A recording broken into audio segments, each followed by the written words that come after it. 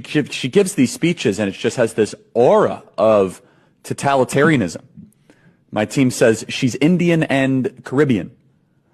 I'll tell you what, she would be a lot easier to beat than Joe Biden. A lot. I mean, Joe Biden is a bumbling, dementia-filled, Alzheimer's, corrupt tyrant who should honestly be put in prison and or given the death penalty for his crimes against America. But Kamala Harris, my goodness, there's something that just kind of is tribal where people are like, I don't know if I want this crazy person running the country. I didn't really know much about Charlie Kirk and Turning Point USA until all this went down. And I looked into it, and I knew he was rich, but I didn't think he was like $12 million rich and makes $400,000 a year. Like, how? And it's because Turning Point USA, they have a yearly budget of $92 million a year. You know, they do not generate any income at all. They have a budget of $92 million a year because 4 families, one of which is Koch Industries, which used to be the Koch brothers. I don't know if that counts as a family, but the other one, it's like 3 couples. I don't know their names, but they're worth enough money to chuck in $92 million a year to make no money, to get no money back. And it's not just Charlie Kirk. They have 2,000 offices across colleges all across the country, 800 faith-based groups. They have 450 employees, right? And they don't make any money. They just chuck in $92 million a year to spread their ideology. And they're brainwashing a generation of young men. They truly are. A lot of people are there to protest it, but a lot of people are like, yeah, that makes a lot of sense to me, which is just bonkers. And there is nothing like that on the left. That's why there's no Charlie Kirk on the left. They are so well funded over there. It's insane. And they're literally radicalizing a generation of young men. And it's horrible. Like, where's the left-wing billionaires? Why aren't there billionaires chucking tons of money into left-leaning? I don't know. But that's why we don't dominate. It's money. It's money. Surprise, surprise, it's money. So I had someone send me a private message about the whole Charlie Kirk thing and what I've been posting about him. And they kind of gave me a new perspective on this. So I don't think I'm going to be insulting Charlie Kirk or the people that are defending him nearly as much anymore, because I hadn't thought about it like this. They just lost their emotional support racist. This has got to be a difficult time for them, because he would say all of the hateful, terrible, ignorant shit that they wanted to say, but they knew they would get fired. If they said it at work, or if they said it around intelligent people, they would be shunned in public. So now they've got all of this pent-up anger, all of this pent-up rage, and they don't have anyone to live vicariously or to say it vicariously through. So it's like a child that broke their favorite toy, and now they have all these emotions that they don't know what to do with. So I guess we do need to start being a little bit more patient with all of these Charlie Kirk supporters. Didn't glorify violence. Rather, she criticized what she saw as racial double standards in political violence, empty condolences, and performative outrage. And this didn't happen out of nowhere. Jeff Bezos had already shifted the post's opinion section to focus on, quote, personal liberties and free markets, saying they didn't need any more diverse viewpoints. Yeah, let's sit with that one for a second. The one time she directly mentioned Kirk, she quoted his own words about Black women lacking brain processing power. Let's be clear about something. White male columnists mess up constantly and get chance after chance to bounce back and tumble forward. But a Black woman does her job exactly as she's hired to do, and she's out after one supposed misstep. The hypocrisy is mind-blowing. White journalists tweet controversial stuff all the time with 0 consequences. But Karen quotes a guy's own racist and problematic words meant to hurt her and other women who look like her, and suddenly she's dangerous? The same garbage happens everywhere. Nicole Hannah-Jones got forced out of UNC while white professors were pushing Confederate myths and they were keeping their jobs. Joy Reid gets attacked constantly at MSNBC while Joe Scarborough says whatever he wants. Maria Taylor had to leave ESPN because white colleagues like Rachel Nichols questioned whether she deserved to be there. There's a long, well-documented pattern of Black women in media being pushed out for speaking honestly, while white colleagues are given endless grace even after spreading disinformation or making serious errors. When those same voices start challenging power or calling out racism, that support dries up real quick. It's performative. Once somebody is seen as too political or too divisive, they're quietly pushed out, or in Karen's case, fired outright. So Brian Kilmeade sat on Fox News right in front of a camera with a microphone in his face and called for the mass murder of Americans. And he did. He said homeless people in America should just be forcibly euthanized. Now, that's mass murder. That's mass murder. This old Texas Paul, hope your coffee's as good as mine. Hell, I hope it's better. Let me ask you something. If it had been a black guy or any person of color on television or any politician, Democrat, white Democrat for that matter, any Democrat, person of color, black, whatever, you think that folks on the right would be having a fit about that, just calling for the mass murder of Americans? Do you think that wouldn't be all over the news? You think that person wouldn't be terminated immediately? Yeah, but it's a white dude. It's a white Republican. So they tolerate it. Hell, they like it. Then they sit around and they, commiserate and wonder what's wrong with America. Why is America deteriorating? What is wrong with society? It's you. You're what's wrong with society. MAGA. It's you. Folks, you're not going to believe this. You're about to get inundated with stories about this kid named Lance Twiggs. It has to do with the Charlie Kirk murder and Tyler Robinson. It's crap, but here we go. There's a bunch of fringe right-wing owned news sites that are actually reporting this, and I hope Lance Twiggs sues every one of them. I do. They're claiming this kid is transgender and in a relationship with Tyler Robinson. I just went to this kid's TikTok. There is nothing at all on that entire TikTok that is in any way transgender related. Nothing. Nothing at all. Nothing ties that kid to being transgender at all. It's just a 22-year-old young man. He's the one that turned the text messages, the Twitch messages over to the police when the police showed up asking questions about Tyler Robinson. This kid is already getting threats. His life's already been turned upside down. And now you've got people so desperate to hate you that they're inventing a transgender person to claim that this is somehow leftist, and they don't have to take responsibility for the fact that it was one of their own fucking right-wing piece of shit, trash, conservative, worthless, scummy, lousy people that murdered one of their own. They're gonna just slander this kid. They are. They're gonna get him death threats. Yeah. Because they can't cope with the fact that it's just one of them. That it's their own hateful shit that got one of their own killed. This is really happening to this kid. His name is Lance Twiggs. On the House's investigation into Jeffrey Epstein, NBC News has confirmed this afternoon that the estate of Jeffrey Epstein turned over additional materials to the House Oversight Committee last week. In that second batch of materials, the estate's lawyers included 2 updated pages from the birthday book for Jeffrey Epstein's 50th birthday, telling the committee that they had unredacted one name that does not appear to fit within the categories of potential victims. The lawyers also say they have provided another of Epstein's contact books, redacted to protect the names of potential victims. They told the committee that they will make the original unredacted book available for members of Congress to view.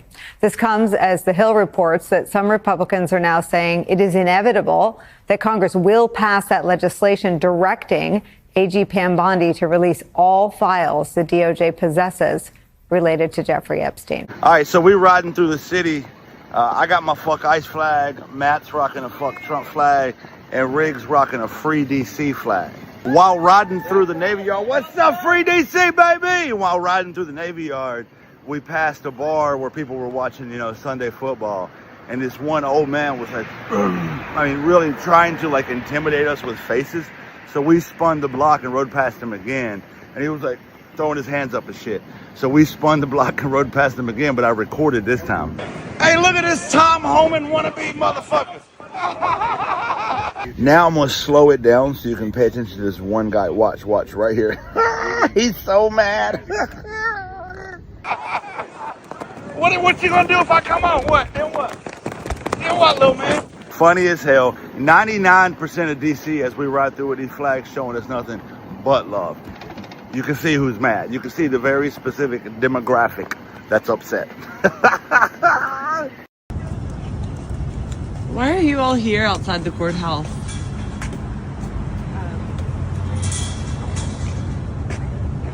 We have a lot of cops in this city, a lot of folks locked up, a lot of people being kidnapped in our neighborhoods. You all, the least you can do is answer our questions. No? You don't have to answer? Why? Because I live in DC, I care about my neighbors. You've been terrorizing black and brown neighborhoods in the city more than they already are by the DC Police Department. Now you're just gonna get in your cars? Good, being in your cars is better than being outside terrorizing our city. Get the fuck out of here.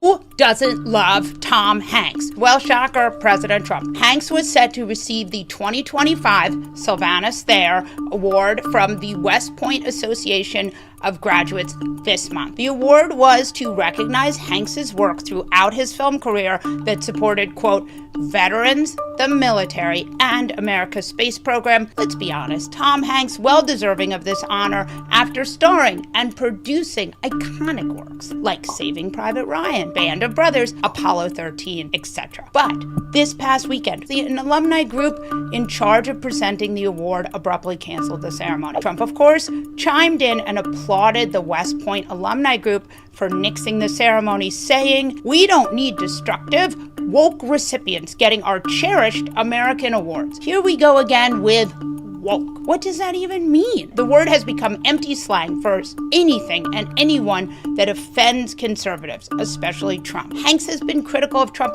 very, very slightly critical, describing his vulgar comments that leaked in 2005, the Access Hollywood interview with Billy Bush, as offensive. And he did endorse Hillary Clinton in the 2016 election. That's it. Tom Hanks is arguably one of the greatest actors of our generation. He's a box office star, a two-time back-to-back Oscar winner, playing iconic American roles and telling the American story of honor and sacrifice. But most importantly, in his free time, Tom Hanks has used his celebrity status to highlight and support, you guessed it, our veterans. Meanwhile, Donald Trump has only insulted them. He told senior staff, quote, "Why should I go to that cemetery? It's filled with losers." He's not a war hero. He's a war hero. He's a war hero. 5.5 years. He's a war hero because he was captured.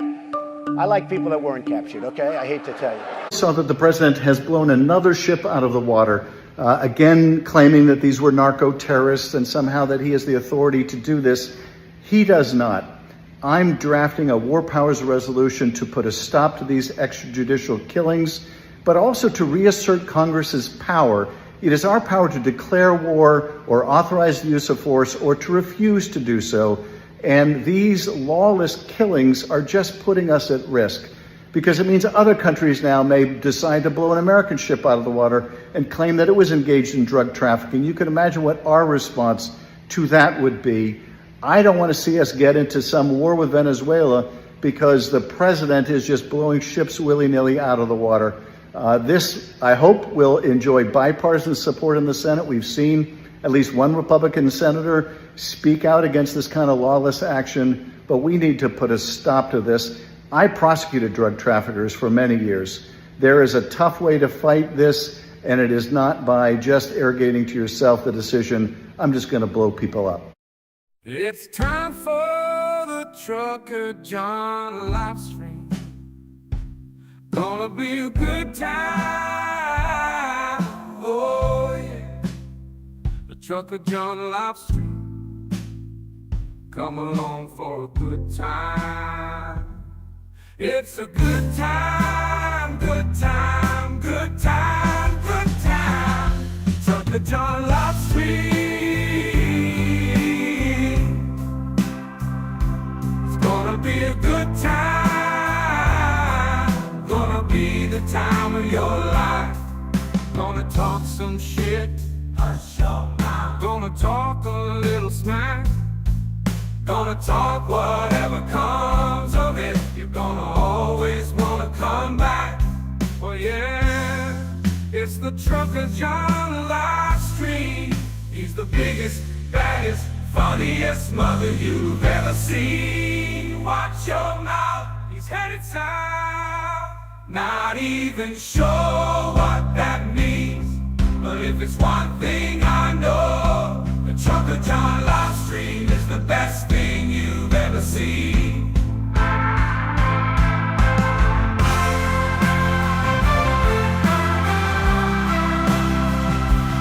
And now, ladies and gentlemen, the moment you've been waiting for. Trucker John.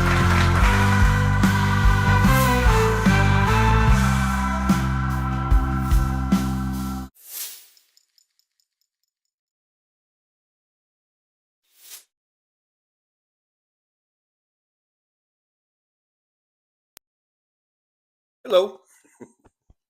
Hello. Good morning, everyone. Testing. 1 2 1 2. Let's see. We got the mic working. Let's see here. Let's see. It's come through. Hello. Coming on through. Yeah, there it is. All righty. I forgot to put my watch on. It's over there. It's 9:24 a.m. in the Pacific time zone here in beautiful Las Vegas, Nevada.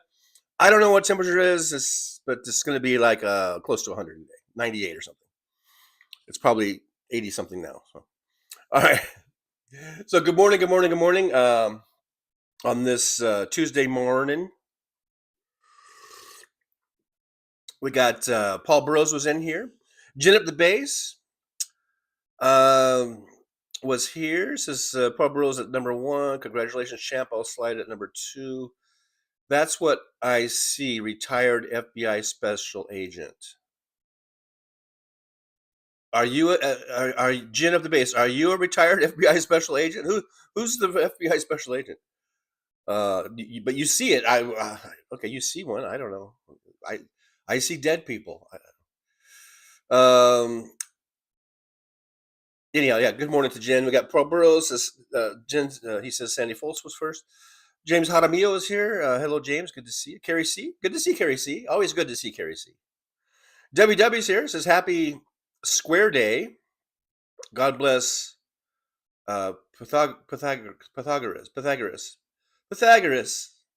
You know, the old theory. The guy had a theory. But also, isn't this, I think, Mexican Independence Day or something also. So happy Mexican Independence Day. And also rest in peace, Robert Redford. I guess Robert Redford passed away last night or yesterday or something. At 89. I like Robert Redford. I thought he was a really good actor, and I liked a lot of his movies. Butch Cassidy and Sundance Kid, probably one of my favorites. And of course, he's known for being, I guess, a philanthropist and all kinds of stuff. So a good guy. Seemed like he was a good guy overall. And so rest in peace, old Robert Redford. Excuse me while I eat my toast. I really like this bread. It's just Sara Lee artisan. I don't know if it's sourdough or what. I think it's just white, but it's very good. Roxanne 1979 is here. Hey, Roxanne, good to see you. Nick Rich is here. Hey, Nick, like number 13. Nick says, I'll be listening while doing laundry.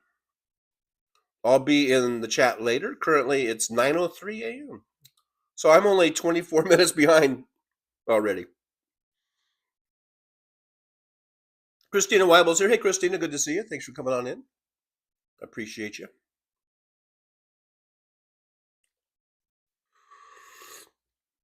VD Hertz is here. VD says, Coke, industry supported Hitler,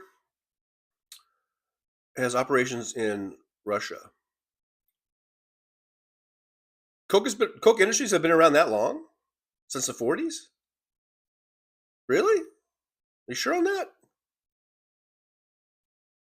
I didn't think they really were around until like the 60s or something. You might have to double check that one, BD. I have to fact check you on that one. William is here. Hello, William. Good to see you. AM's here. AM says, hello, TJ and my fellow loungers. Let's enjoy the live stream. Yes, shall we? Shall you? To quote one of my other favorite YouTube creators or content providers or whatever people are called. I'm not even going to say who it is. Maybe you guys can guess who it is. But he starts all of his shows off by saying, he'll be like, on this day, as this was filmed on Wednesday, and he'll say where he's at and stuff, and he always ends it as like, and now we'll begin the vlog or something. Shall you? I know I did a horrible job explaining that.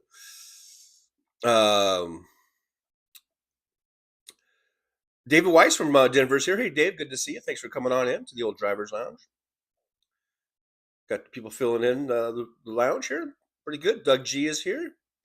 WW is here. Hey, WW says, morning Joe gets himself in trouble all the time.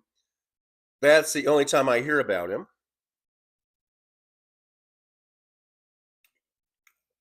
Maybe there's a connection there. Maybe it has to. What they say? What do they say? There's no such thing as bad publicity. VD Hertz says USA dollar hit a fresh new 40-plus year low versus the Swiss franc today, down 14% since Trump took office. Good job, Trump. Way to lead the economy. Way to inherit a really great economy from Joe Biden and just fucking flush it down the toilet. Good job, Trump.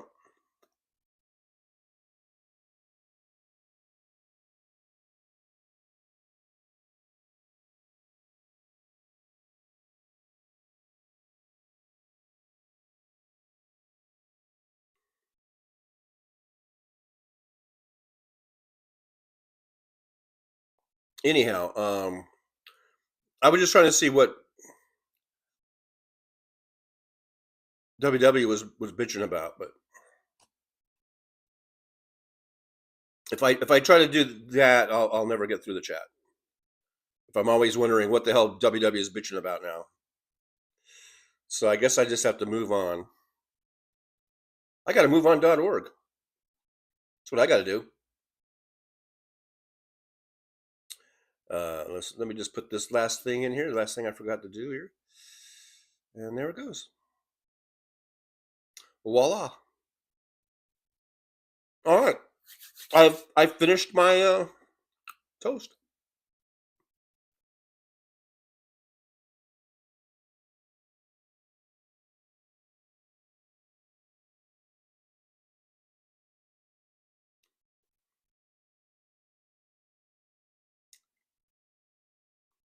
All right, so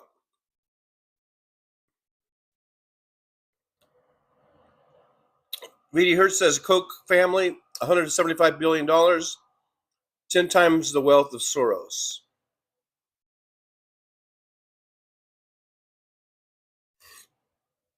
Yeah, we keep hearing over and over and over and over again about people like the Koch family, and there's other backers, big Republican right wing financial backers that prop up people like Charlie Kirk. And even going back to Rush Limbaugh and Glenn Beck and propping up those motherfuckers and putting them on hundreds of and close to 1,000 radio stations across the country. Even if they had shitty ratings, they didn't care. They just would pump money into those stations and into those shows, keep them on. But God forbid if George Soros does donate some money to some liberal causes, you would think that it was just this grand conspiracy of this, liberal takeover. Soros is backing everything, and yet they're all getting money. I mean, we've seen the Tenet Broadcasting, whatever. Tim Pool and all those guys getting a bunch of money from Russian sources. That seems to be okay, And now we're hearing about Charlie Kirk and the his organization being propped up with millions and millions of dollars every year, tens of millions of dollars, and that's how they were able to open these chapters all over the country, thousands of them. And it seems to be it's just a double standard, such a huge double standard. The right wingers can prop up and back, and like I say, it's like tenfold, the amount of money they put into it compared to what a liberal financier might do. It's just discouraging and disgusting, and then and then we wonder why are we losing the youth vote, or not getting the youth vote that we in the numbers we want, or why are we not getting this vote? Why are there so many white males that are seem to be voting against their own best interest and all this kind of stuff? And it's because of this type of thing, this indoctrination or this brainwashing, that people like the Koch industries and other or family and other big right wing backers, they're just they're playing the system, they're rigging the system by propping up shows that if they had been left alone would have died. Shows and programs and things would have just died on the vine, because most people, I think, are more liberal at heart. I mean, when you poll these individual issues, like healthcare, even a lot of the gun laws we talk about, when you poll them individually, they get the majority. They're in favor of, people are in favor of that, in the majority for most of these things across party lines. But then when you attach a party to that issue, then it changes radically. The polling does. Anyhow,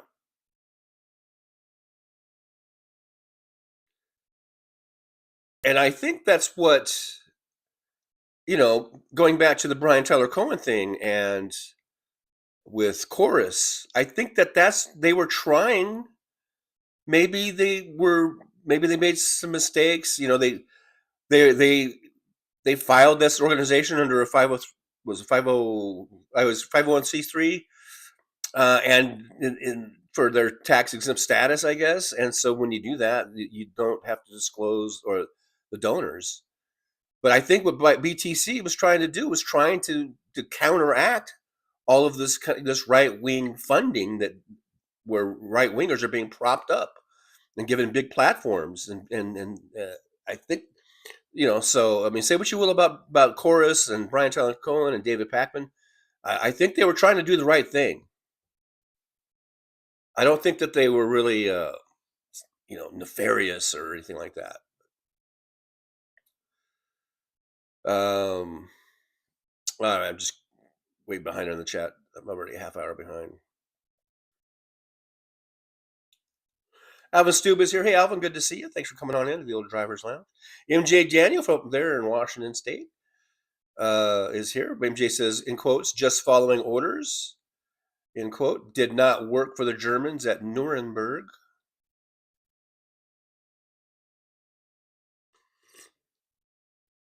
No, it did not. B.D. Hertz says, Tea Party screwed my father's military honors at his funeral with their government shutdown. And getting back to the Tea Party, that reminded me of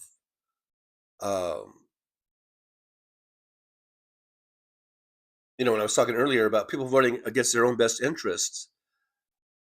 There are people. I didn't post it, but somebody made this long ass documentary, and I was watching it because at first I just thought it was a post about Bernie Sanders, and I was watching. I don't know. It was like 15 or 20 minutes, and it still hadn't ended. And this was finally I just scrolled away from it. But there's this whole thing about Bernie going down to West Virginia, and he's talking to the people in West Virginia.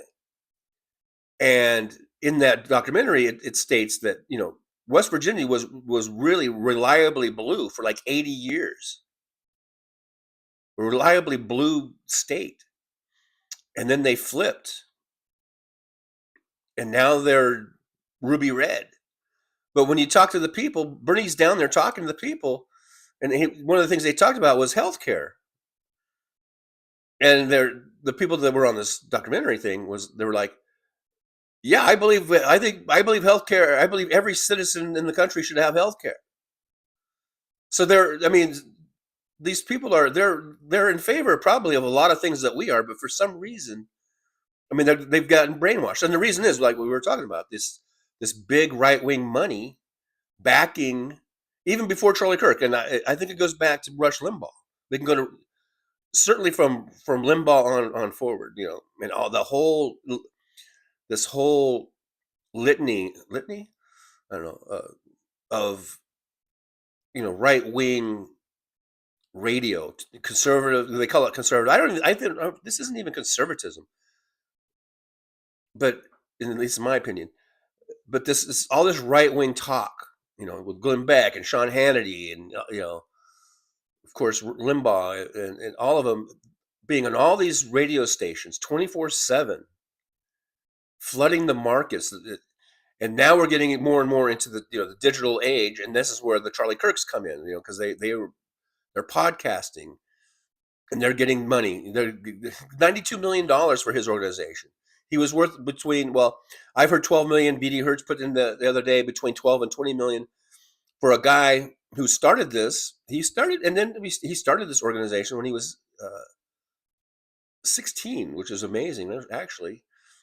But I guess I shouldn't be so amazed. I guess if I started something at 16 and I had the backing of the Koch brothers or some big money organization, I guess I could probably make it work too.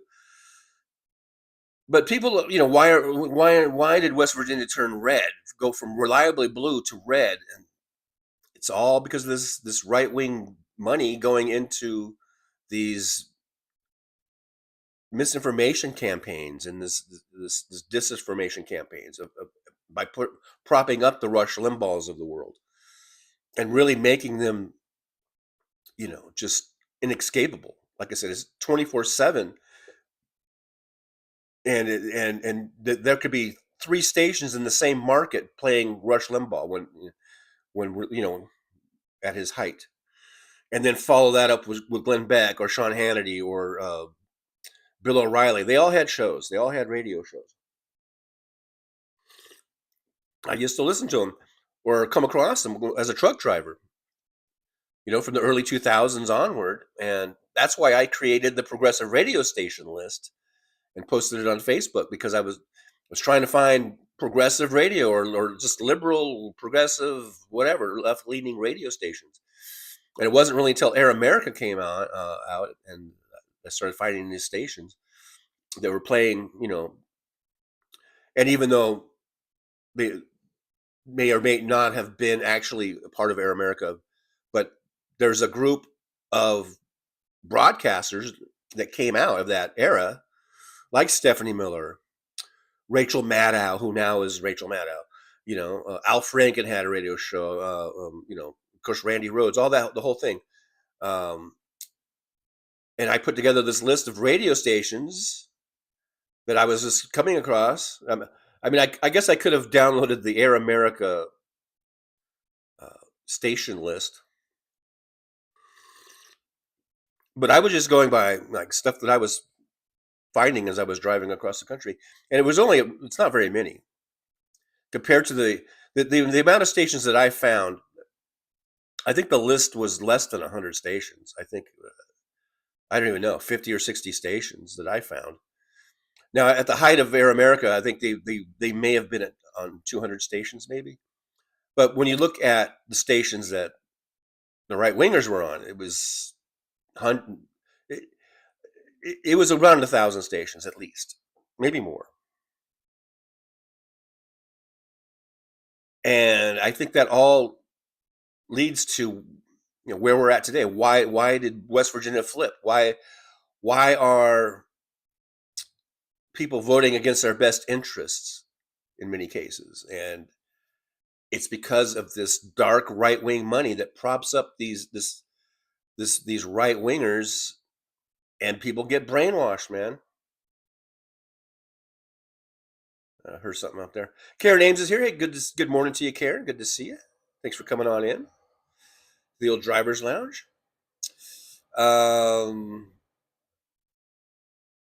Yeah, DPD 5844. What? Robert Redford passed? Yeah, I just found that out this morning when I was looking at the socials. 89 years old.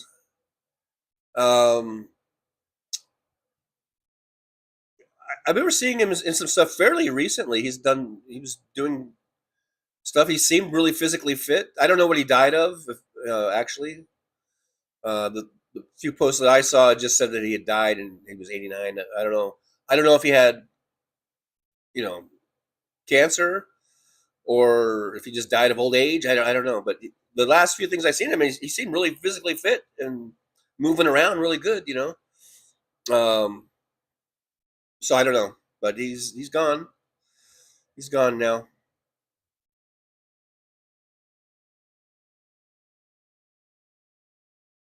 Deborah Murphy says, VD Hertz, I looked up Reagan and Trump. Trump did not like how he was as a president. However, at the time, Trump was a Democrat.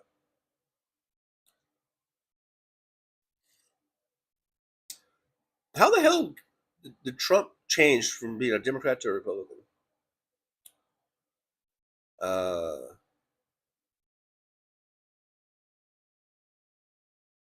Is my picture fuzzy again? I guess it is a little fuzzy. This happened the other day. I got the Kerry Lake filter on. Let's see if this helps.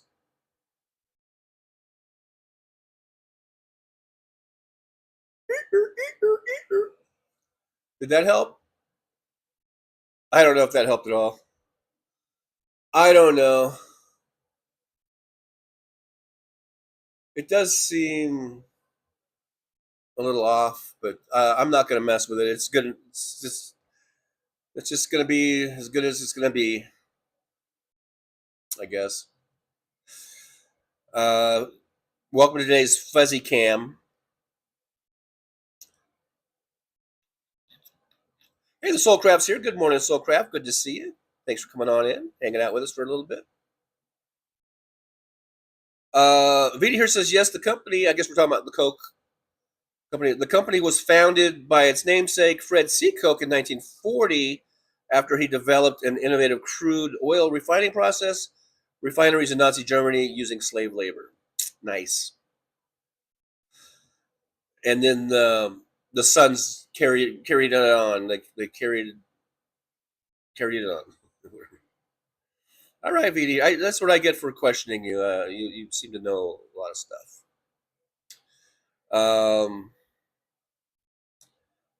Yeah, MJ Daniels here saying good morning to everybody. Mr. Spock's here. Hey, Mr. Spock.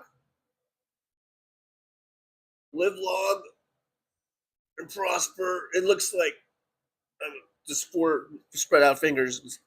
Hey, Sandy Foltz is here. Good to see you, Sandy. Thanks for coming on into the old driver's lounge, hanging out with us.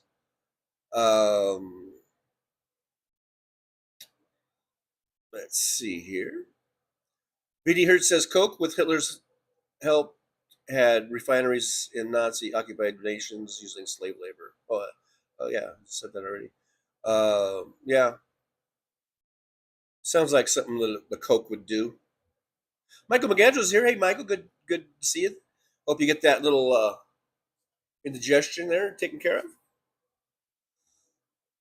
DPD 5844 says Trump is suing the New York Times for $15 billion, claiming that his businesses are being harmed. I hope the Times fights back because Trump would have to reveal his tax records and other personal info. Yeah, come on, New York Times. You're big enough. You can stand up to this bully. And while we're at it, why don't we fucking bring up the emolument? Oh my God, I can't talk. Emoluments clause. The emoluments clause. Did I say emoluments clause? Let's bring that up too.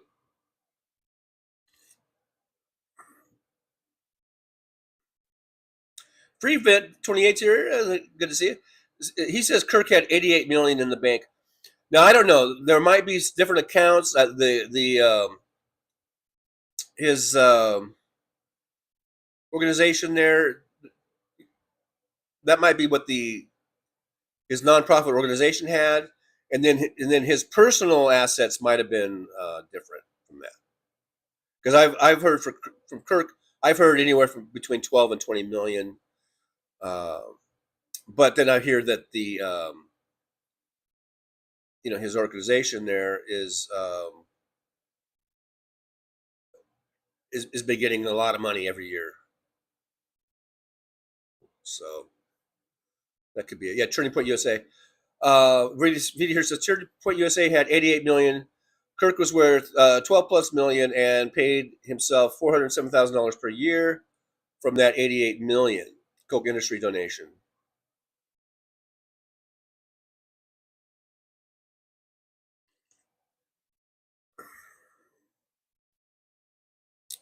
Michael Vanders ran out of bagels, so I'm having an English muffin. I like English muffins.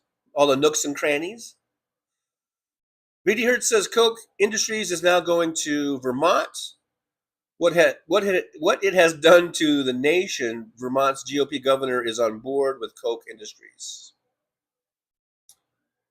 And yet the right wing will, if George Soros gives one fucking dime to some cause or even a candidate, they fucking flip their lid. But the Coke Industries has their fucking dirty little fingers in everybody's pie. And that's fucking okay, Soulcraft says watched, aka Charlie Sheen. I don't know what that's about. I know who Charlie Sheen is, but I don't know what that has to do with the price of tea in China. WW says fizzy occurs naturally in some mineral waters. Okay, I'm just going to skip that. I'm not going to read the rest of that. Hey, George Orwell is here.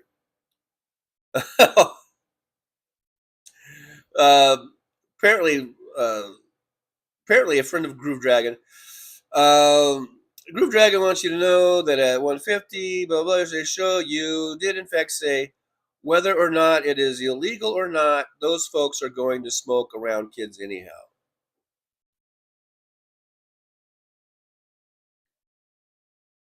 You just got to come in here, Groove Dragon, don't you, and start some shit.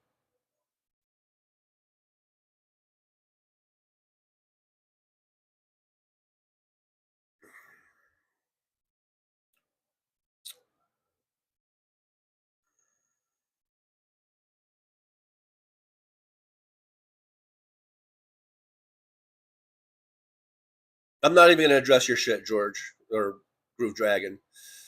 You want to come in here and stir up shit?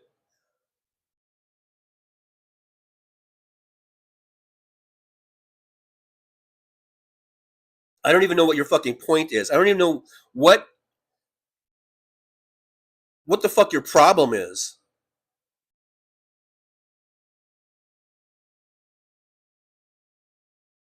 You know what? Fuck it. I'm going to play it on my TV.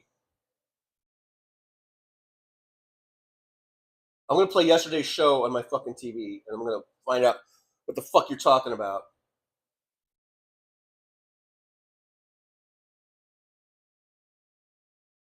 And I don't know why you have such a fucking bug up your ass about the whole goddamn thing. You stupid fuck.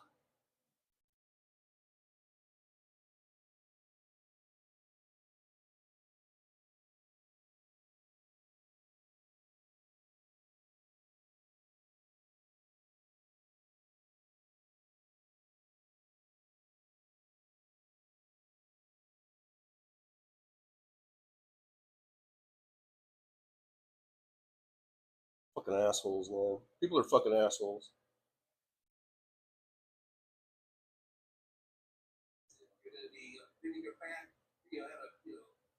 Over, stoop labor, you're gonna barely be, just bare sustenance. But don't worry, your reward will be in heaven. And that is why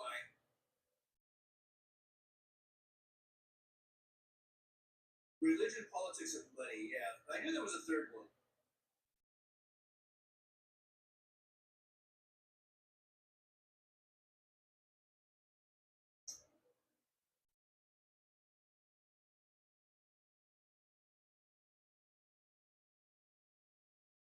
Blue Dragon says Jesus was a brown hippie freak.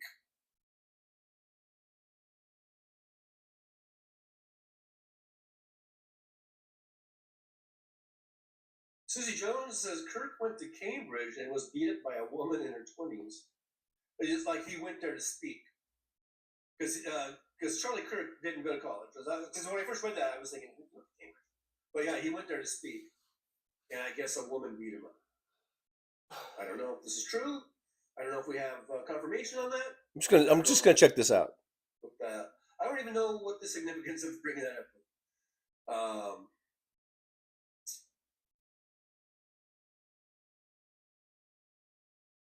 Jolie says the hypocrisy is overwhelming and infuriating. Yeah. Sandy Foltz says things would have been much better if the government would never have made pot legal. You smell that crap everywhere, and children have to inhale it. It's not fair. It's not fair. Well, I don't know where you live, but how it is where you live. There are laws, usually like you can't smoke near children. You can't smoke in the cars because there's children in the cars. You can't smoke. You got to be 10 feet away or however many feet from a building. And I don't know. I see lots of rules and regulations. Maybe they're not being enforced where you're at, but I don't know.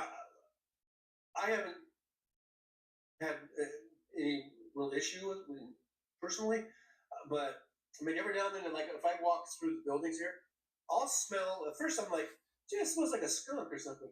And then I'm like, oh wait, that's what weed smells like sometimes. So I guess someone's smoking it, but it doesn't really bother me. But there are, I think, usually laws or regulations, especially when it comes to smoking around kids.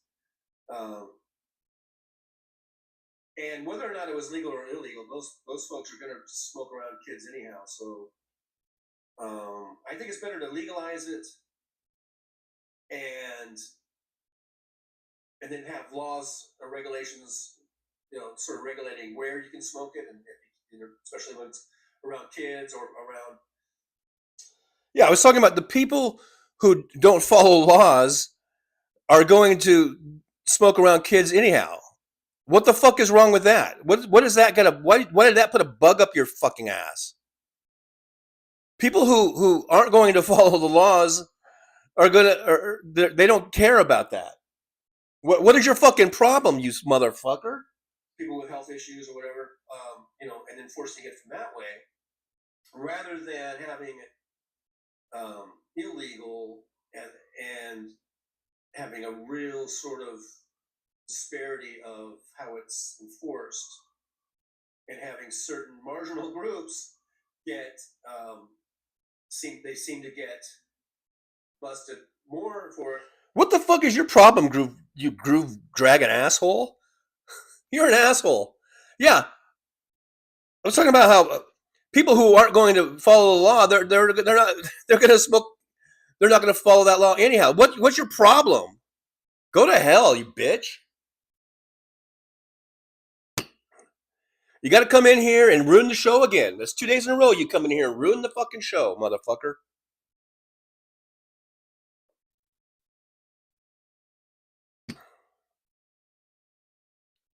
You got nothing better to do, you old fuck?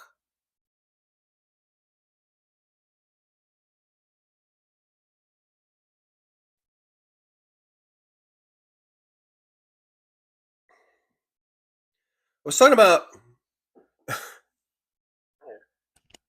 yeah, those folks that aren't going to follow the rules and the regulations. They're going to smoke in front of kids anyhow. If you got a problem with that, then go to fucking hell. What an ass.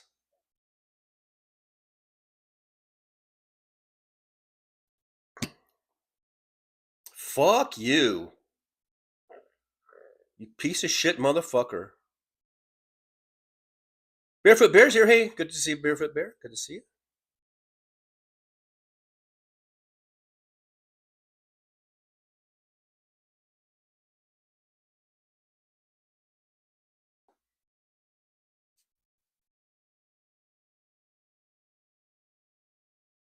It's called context, you stupid motherfucker. Context. Asshole.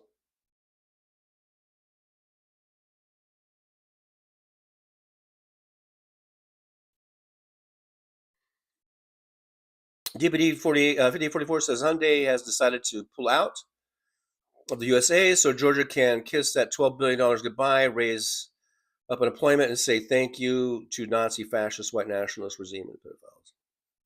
Say thank you to Trump.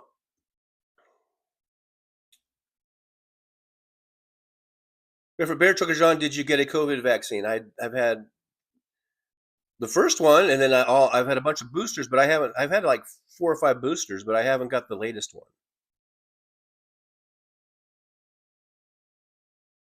I guess is it available now? I guess it is available. The newest one.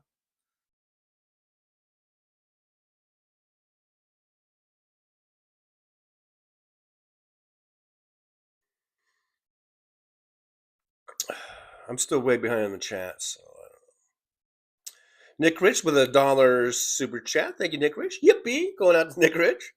I do appreciate you for doing that. VD Hertz says Barefoot Bear, the mRNA vaccines are safe. The J&J vaccines was weak. The Novavax was weak too. Christina Williams says it's better. I guess I wiped down the screen, or I swiped down the lens there. WW222 super chat. Yippee, going out to WW. Thank you so much. VD Hertz says yes, Ukraine has learned from the Allies' attack on Nazi Germany. That's why Ukraine is attacking Russian refineries. I'm just sort of skipping down because I'm doing that thing. It made me get so far behind. Christina Weiler says something I've learned reading 184 MAGA equals, I don't know, reading 184. MAGA equals Big Brother, and phases in the book. 1 is war is peace. 2, ignorance is strength, and 3 is freedom is slavery. 1984. Okay. Forgot the 9.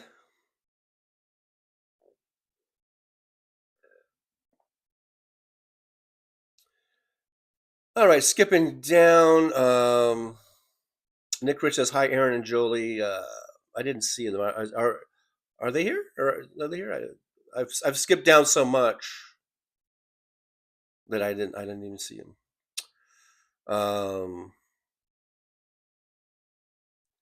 VD Hurst says, I won't mind if the drought continues and prevents snowmaking, which is highly polluting in itself. Many ski mountains use diesel generators to make snow. Squirrel Girl with $1.11. Thank you so much. Yippee to Squirrel Girl for that super chat. I do appreciate you. MJ Daniels says, Soulcraft, as a kid, we would go to Seaside, Oregon on vacations, and there would sometimes be a big tree washed up on the beach. We would keep a fire under it going for the whole week.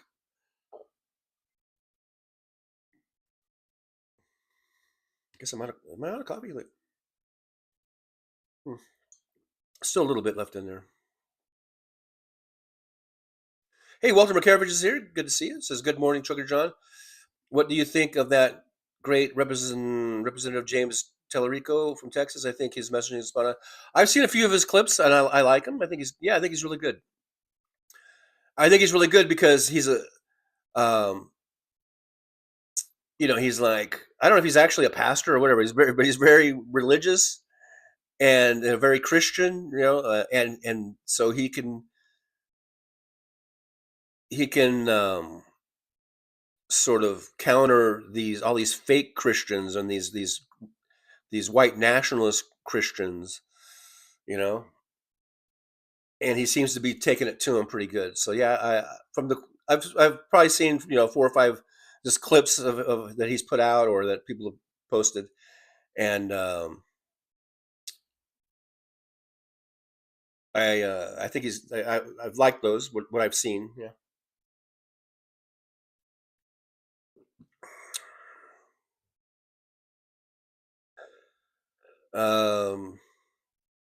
Bear for Bear, I must have already blocked Dragon. I think Groove Dragon. I think he might have been blocked, but then he comes in as the fucking whatever it was, George Orwell. He thinks he's so fucking clever. Like he's trying to, say that he's trying to imply that I'm saying that like all pot smokers will smoke in front of kids. That's not what I said. I was talking about the people who break the rules are going to do that anyhow. You dumbass. Not you, whoever. I'm talking about George Orwell guy, who basically is Groove Dragon.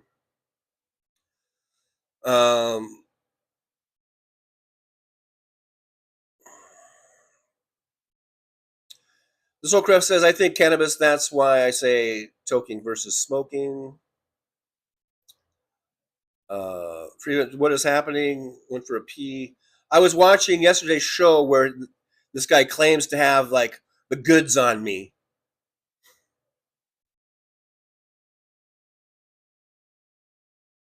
Catherine Real Hot Talk says, James, oh damn, I'm really mid-thread. I've been skipping down. 74 to 8, my daughter would have been turned 35. I thought that was yesterday, but anyhow, sorry for your loss.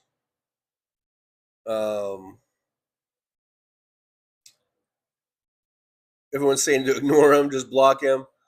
George Orwell, exactly what he said. You said down the memory hole, laughing out loud.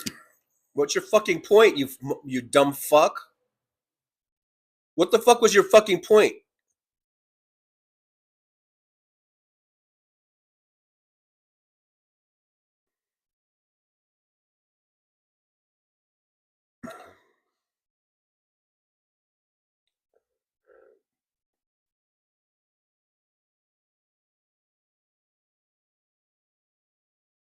TJ makes me appear calm. Bear for Bear Love says, no, some people have nothing better to do than except be miserable jerks. Michael Leandros, tell Groovy, Groper, or whatever his name is, to leave the kids alone.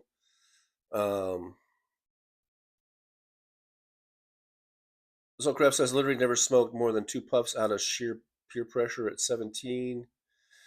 Deborah Murphy says, Cash Patel is going to show the enemies list on the Senate today. See you tomorrow. Okay.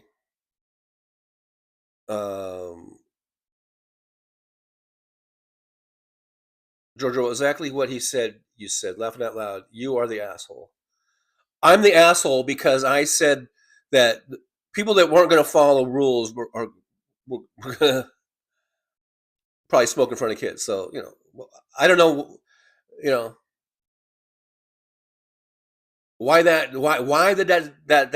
really hit you the wrong way. That really rubbed you the wrong way. You know what, George? Get the fuck out of here, motherfucker. Get the fuck out of my chat room, you motherfucker. George Orwell. You know what?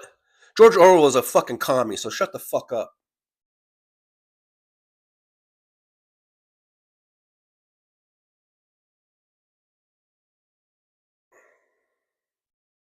WW, John can say what he wants to, but the dragon is also part of the family.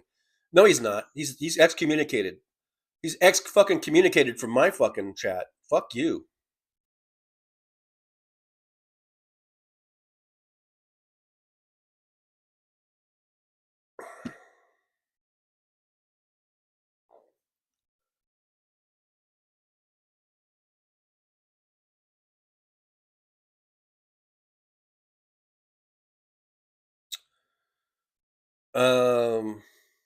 Sandy Foltz, $1.49 super sticker. Thank you. Yippee to Sandy Foltz. Thank you so much. I appreciate that. George Orwell, Chuck John, moved the goalpost much. Groove was saying you disparage pot smokers as the kind of people. No, I did not. I did not. And fuck you. You want me to play it again, motherfucker? I did not disparage all pot smokers. I said that there are people, if they're not going to follow the rules, they're probably going to smoke in front of kids anyhow.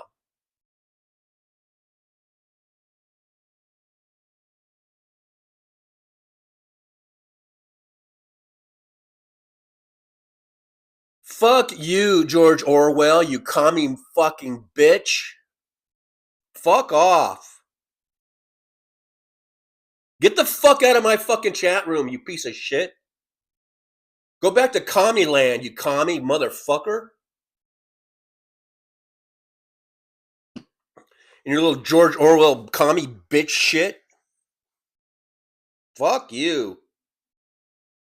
Oh, he said that all pot smokers gonna fuck you, you fucking pussy. Talk about pussies. You're a fucking pussy. Oh, he said something bad about pot smokers because he said that they were gonna just smoke in front of the kids, and all pot smokers just smoke in front of kids. And you know you do anyhow. So shut the fuck up. You know you've smoked in front of kids, you fucking degenerate motherfucker. You've probably given kids pot. You probably gave it to them. You probably were smoking with them. You're probably like some old motherfucker, and you're probably giving minors drugs. You fucking piece of shit.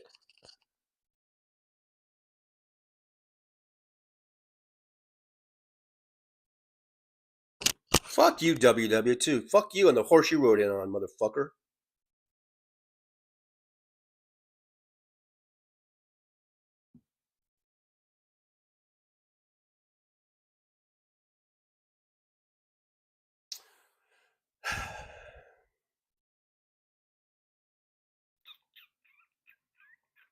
One only takes one motherfucker to come in and ruin the show, man.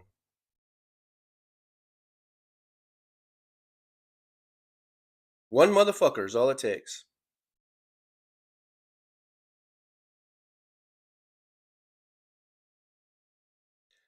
You know, I've seen this George Orwell and Groove Dragon on other chats, and he's a fucking asshole in every fucking chat room he goes into. He must love this shit. He just loves stirring up shit.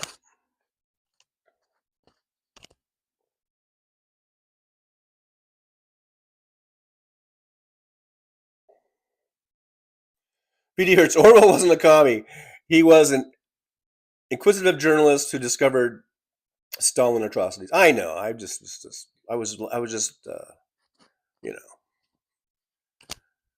But George Orwell is not the fucking prophet that people think he was, or whatever, you know. All he did was he wrote the book in 1948, and all he did was transpose the numbers. So, and everyone, when 1984 was coming around, everyone was like, "Oh, this is it, man! This is like the end of the world," you know. No, all he did was transpose the numbers from the year that he wrote the book. You stupid motherfuckers.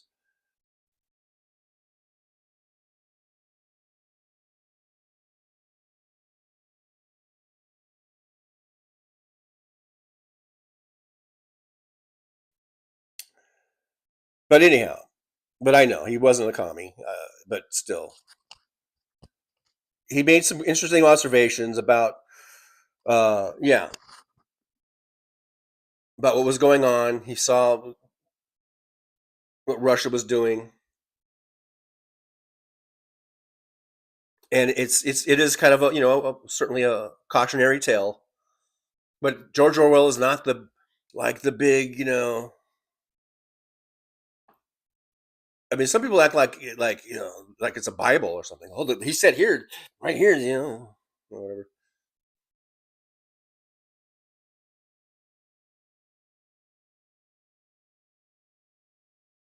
George Orwell. In fact, I pointed out that pot smokers do not smoke in front of kids, legal or illegal, dipshit. And I bet you that you're lying through your fucking teeth. I bet you're smoking in front of kids right now. That's how much of a fucking asshole you are. You probably blow the smoke right in their face. You probably get up to a 3-year-old, you probably take a big hit, and then you probably just go, and you're like, get that contact high, dude. That's probably the type of person you are. You piece of shit.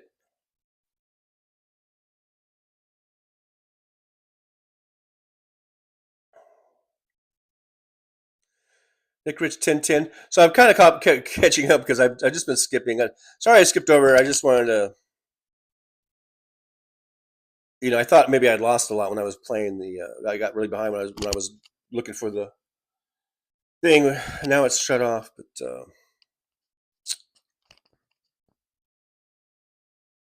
yeah, I'm going to double down on George Orwell. You probably specifically go to playgrounds and just light up. Here's George Orwell. You said legal or illegal. They would smoke pot around children, jackass. So the fuck what? So what, motherfucker? Big fucking deal. Big fucking deal, motherfucker. I'll triple down. You probably hold a baby in your arms and you're probably blowing smoke into it. There, how's that? You want to get ridiculous? I'll get ridiculous. So the fuck what? Big fucking deal. What's your fucking problem, you jackass motherfucker? What's your fucking problem? Fuck you. It was just a innocent, off-the-cuff remark talking about how there are rules about how I thought there were rules about how close you can smoke in a building or from a doorway or from if there's kids around, or you can't smoke in a car because there's kids.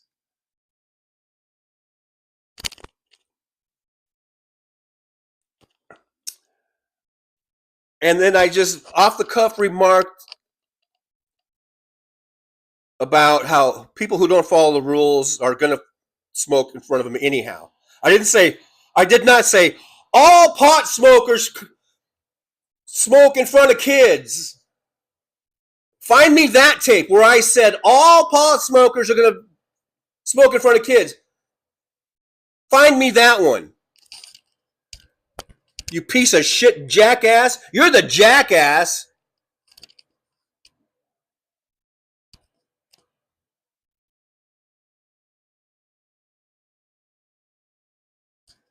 You fucking jackass.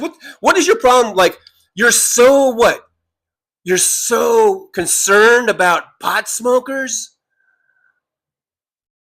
You're so concerned because I made one little comment about how people who don't follow rules are probably going to break rules, or they're probably not going to, follow the rules anyhow. because if they're going to break the law. You're so fucking concerned about that? That's your fucking torch you're going to carry? That's that's the hill you're going to die on? Fuck you. What a piece of shit. What a piece of shit, man.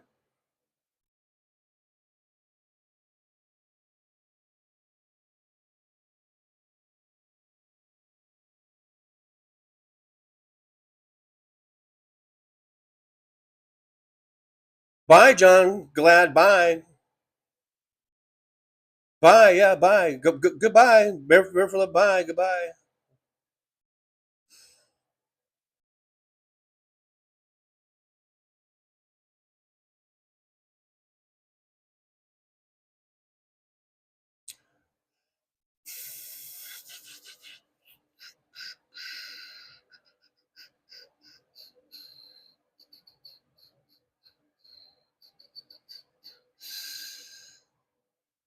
George Orwell, you slander pot smokers and get Aegis. Get batteries for your hearing aid, you old fucker. Yeah, that's right, motherfucker.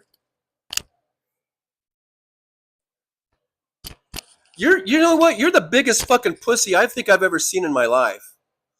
Oh, the pot smokers and the old people.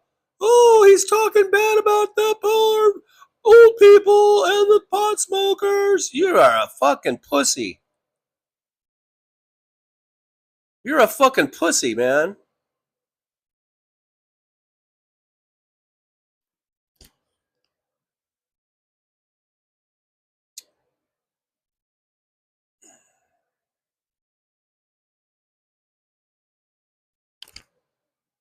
George Orwell, don't pretend like you're not Groove Dragon, all right? Stop pretending that you're not Groove Dragon. That's number one. Okay, drop the pretense. Because you're showing everyone what a fucking liar you are. Because you can't even admit that you are the same person, one and the same. So just drop that right now. Just stop that shit right now.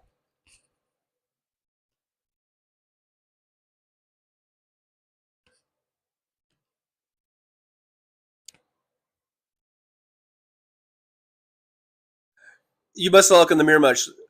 Motherfucker, I even said what at some point when I made those ageist remarks, I even said, I can say it because I'm old too.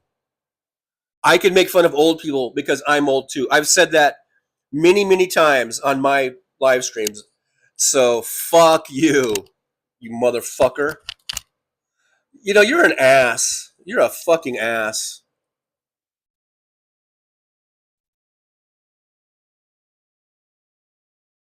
Mr. Spock, does anyone think anger management? Soul Crab says, yeah, joints stir up my headaches. The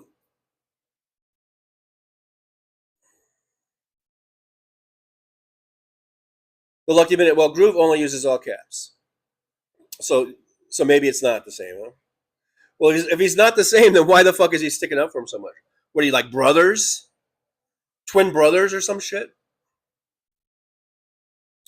William, I don't smoke weed in front of kids. People do drink alcohol in front of kids. I guess it depends on what you think is socially acceptable. And really, that's not the issue. I mean, I do understand about drinking in front of kids and how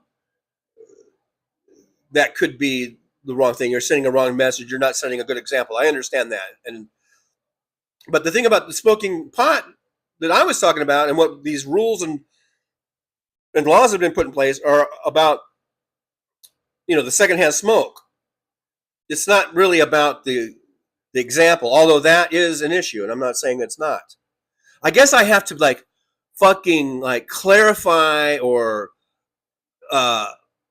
every single goddamn word that I say for fear that some motherfucking asshole is going to take me out of context and make a big fucking deal out of it, you know? Some little butthurt motherfucker who, I guess is sticking up for the whole pot community.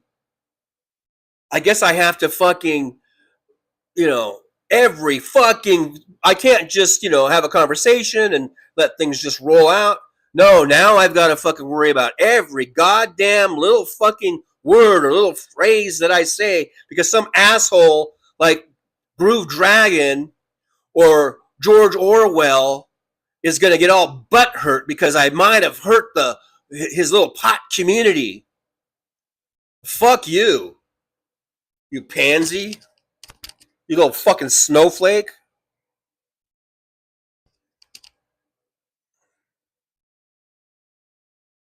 What a fucking snowflake, man.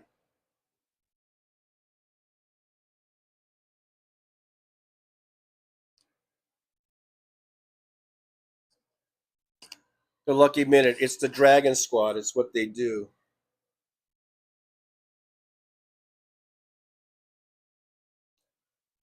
George Orwell, you told my AKA to get a hearing aid because I did not hear you correctly. Say that people that smoke pot illegally would smoke in front of kids.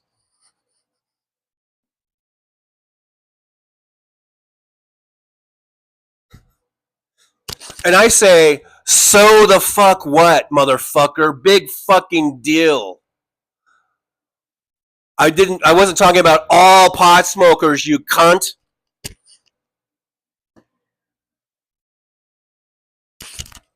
I'm going to get some water. I forgot to get a water. I'm out of coffee. What a little cunt this motherfucker is. I did not say all pot smokers, you bitch.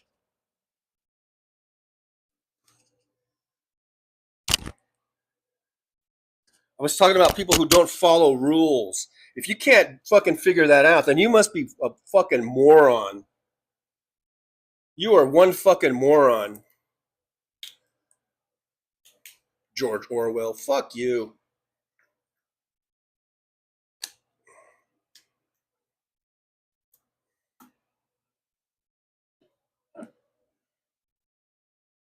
WW, perhaps we shouldn't make fun of anybody.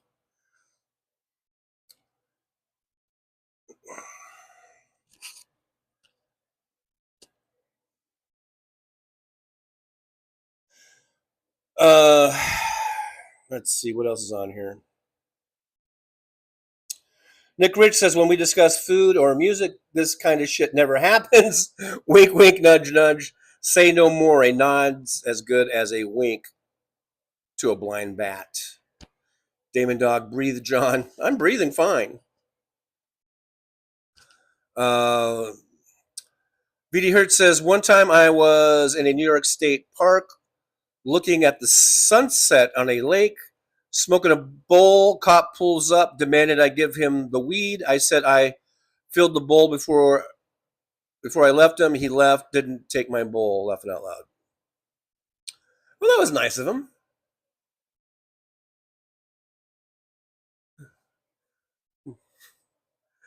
Marshall Jones, smoking pot illegally wasn't the worst crime.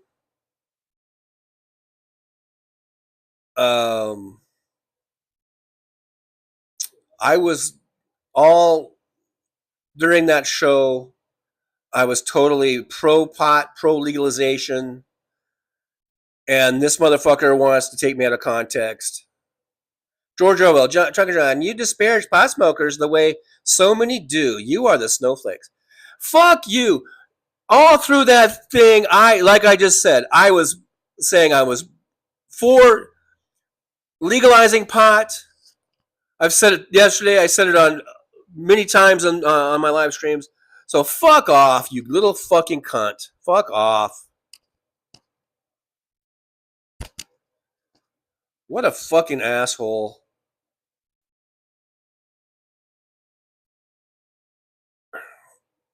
Fuck you, Orwell. You're an ass. Is this TJ when he calls customer service? Yeah, pretty much. Pretty much. This is.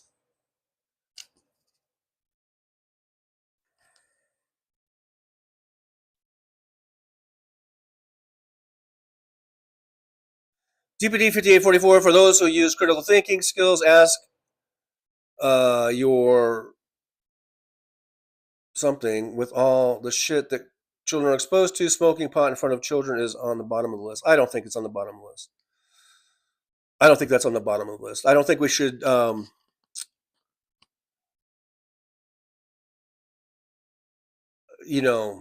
dismiss it like that. I think it's an issue, an important issue.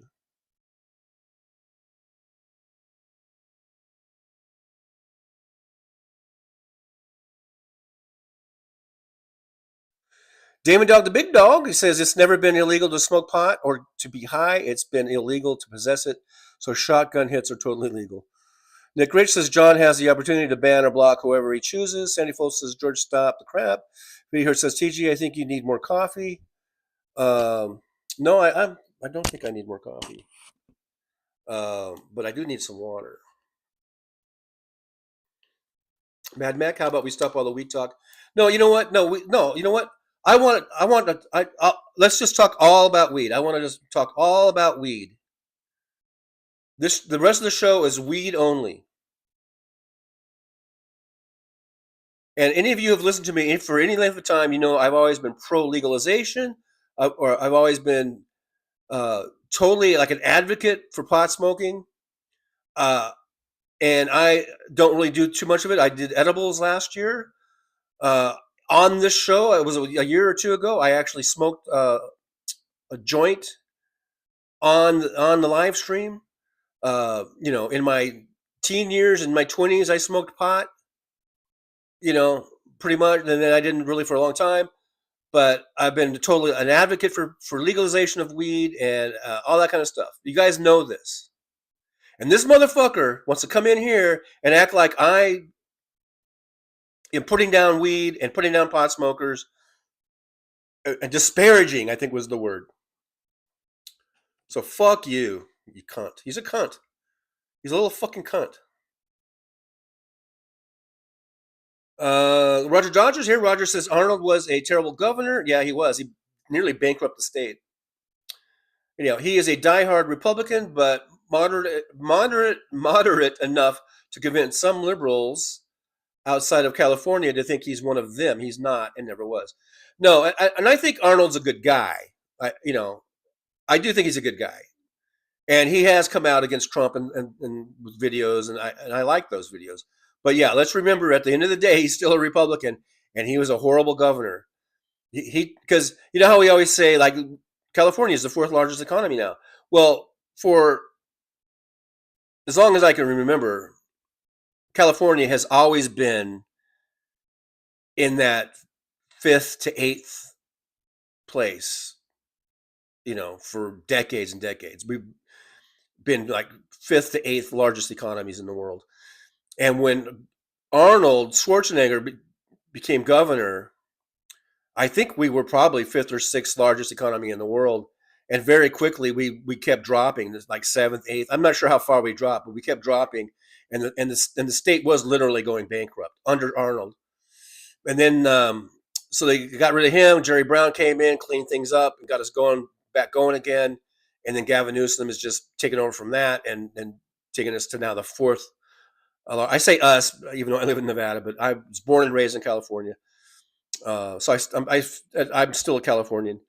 And,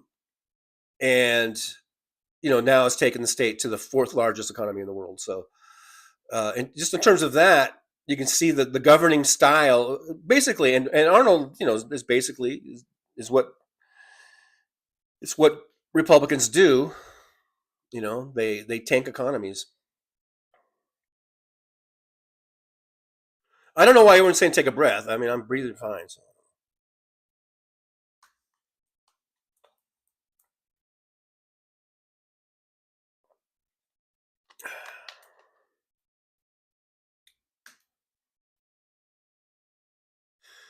Michael McAndrew says, I'm in North Michigan, and the smoke from Canada fires was bad, and now just cloudy skies all the time.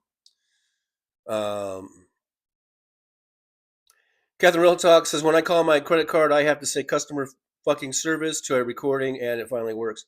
Yeah, I've done that too, where I've been on hold and hold and hold forever. And then I know they're listening, because then I did this on accident. I didn't really, think it was going to work. I wasn't doing this to see if it would get me, all of a sudden get someone to pick up. But I remember sitting on hold for like a half an hour or something. I don't know, 45 minutes. It was crazy. This is like a few years ago. And then finally I just go, what the fuck, man? This is fucking ridiculous. And then all of a sudden someone picked up and they're like, hey, customer service. And then I tried it. So I tried it again a few times and it seemed to work. Now, if you just do it after 2 minutes, it's not going to work. But if you're on hold for like 10 or 15 minutes, just drop an F-bomb in there and see if that'll get you someone to pick up the goddamn phone.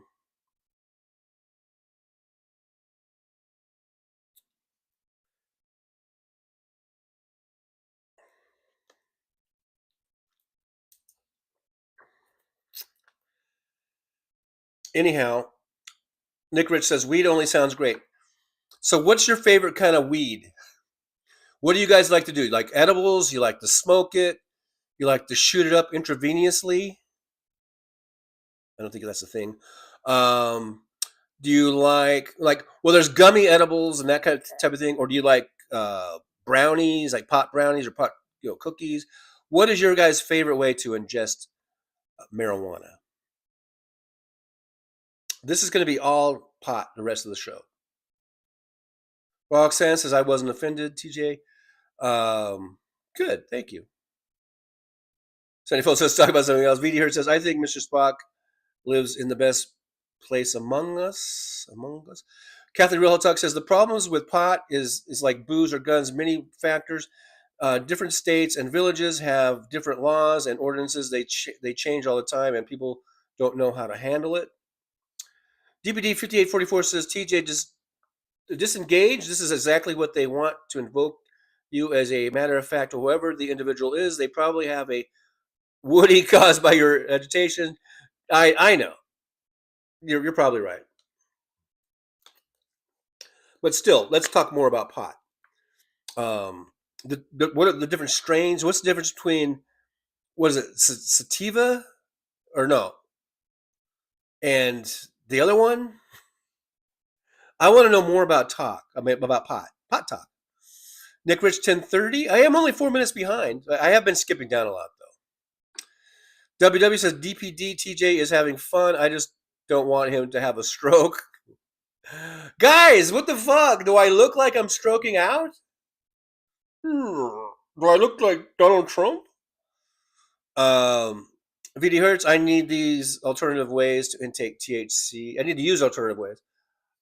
Jesse Ventura's here. Uh-oh. Everybody watch out. Jesse Ventura says, howdy all, great fellow Americans. How's this totally new? Never been here before. Oh, well, thanks for being here, Jesse. I do appreciate you coming on in. I hope you could stick around.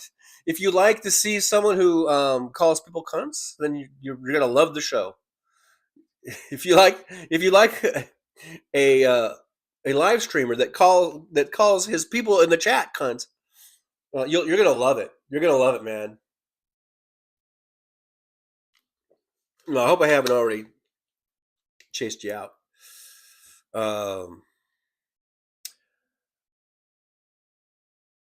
Reedy Hurt says, Jesse Ventura, I remember you promoting Alex Jones once. David, I like THC suppositories. It helps me calm my ass down. Yeah, let's keep the pot talk coming. Keep it coming, man. Let's keep it coming. Nick Rich says, indica or sativa or hybrids. Okay, what's the difference of all those things? Mr. Spock, who let Jesse in here? Mad Mac, your face is pretty red. Really? I don't think so. Marsha's here. Who says, hello, Trucker John. Sorry I haven't been here lately. I do keep leaving likes. I was hospitalized 3 days last week, still trying to find out what's wrong. Oh, Marsha, well, I hope you're okay. I hope they find out and can treat you. Sorry to hear you're in the hospital, but I'm glad you're out of the hospital. So get well soon. VD Hertz says Jesse Ventura was on the same level in some ways as Arnold was as governor. Yeah, that's right. They both became governors. Jesse can be a little out there at times. I don't align with everything the real Jesse Ventura says. Roxanne79 says, TJ, medical cannabis allows for lots of varieties of THC. I like the edible and distillate concentrate. It's a thick syrup I put under my tongue. I also vape it. Jen does lots of bong hits of flower. So what is flower? Doug G. Doobies. So Doug G's old school. Smoking the doobies. Nick Rich TJ did Mr. Spock. What? I said hi. I did the thing. Yeah. Marsha's here. Yeah, Marsha. Hope you're feeling better, Marsha. Tim Farrell says Road Rage returns to the Truckers Lounge. Mr. Spock says that's my trolling alter ego at Damon Dog, in my opinion, shaking Trump's hand.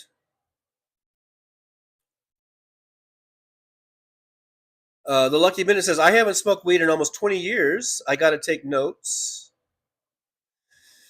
Jen at the base says, Roxanne79, well, now let's not go counting bong hits, Roxanne. Uncool.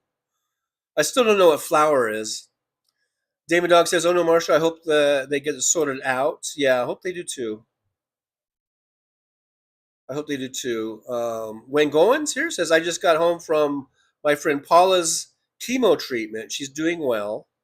Well, that's good. And hope all the best for Paula, and that the treatments, take hold and everything. DPD 5844 says, I love the sour green apple gummies and THC chocolate caramel walnut brownies. Yummy, yummy for my high. Laughing out loud. So there's some different ways to ingest. Jen at the base says, Marsha, no, Marsha, so sorry to hear that. Sending healing vibes, sister. Yes. Healing vibes to Marsha. Catherine Real Health Talk says, cultivating pot is changing all the time. Always trying to make stronger versions, not a good thing.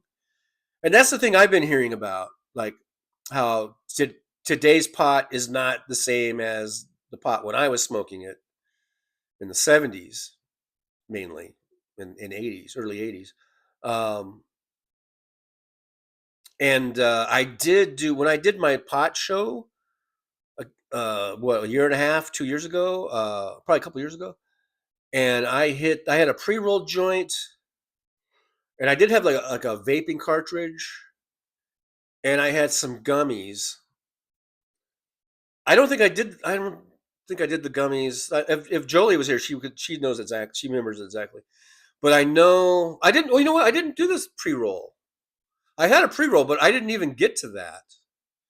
I think I just hit the vape cartridge, if I recall.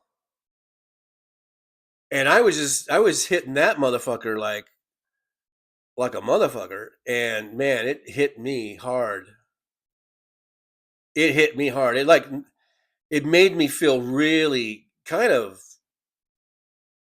like groggy, and like I was like I didn't like it, actually. I didn't really like it. And Jolie tells me that I smoked, like I was hitting it too hard, too hard, too soon, too fast, too soon, or whatever.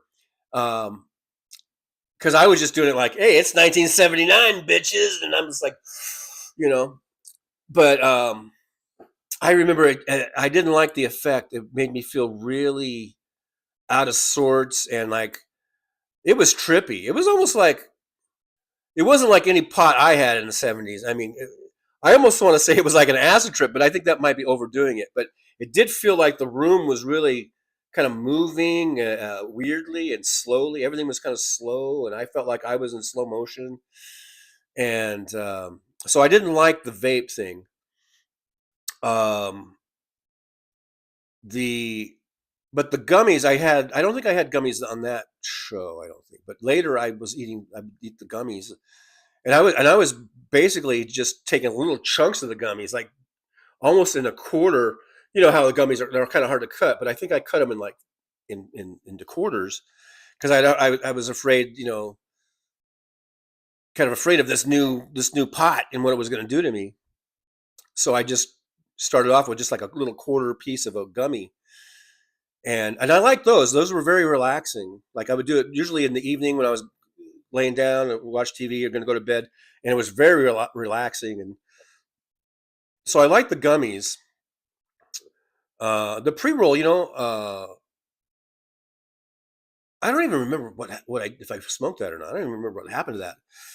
I don't know if I lost it when I moved or what, but so that's my thing.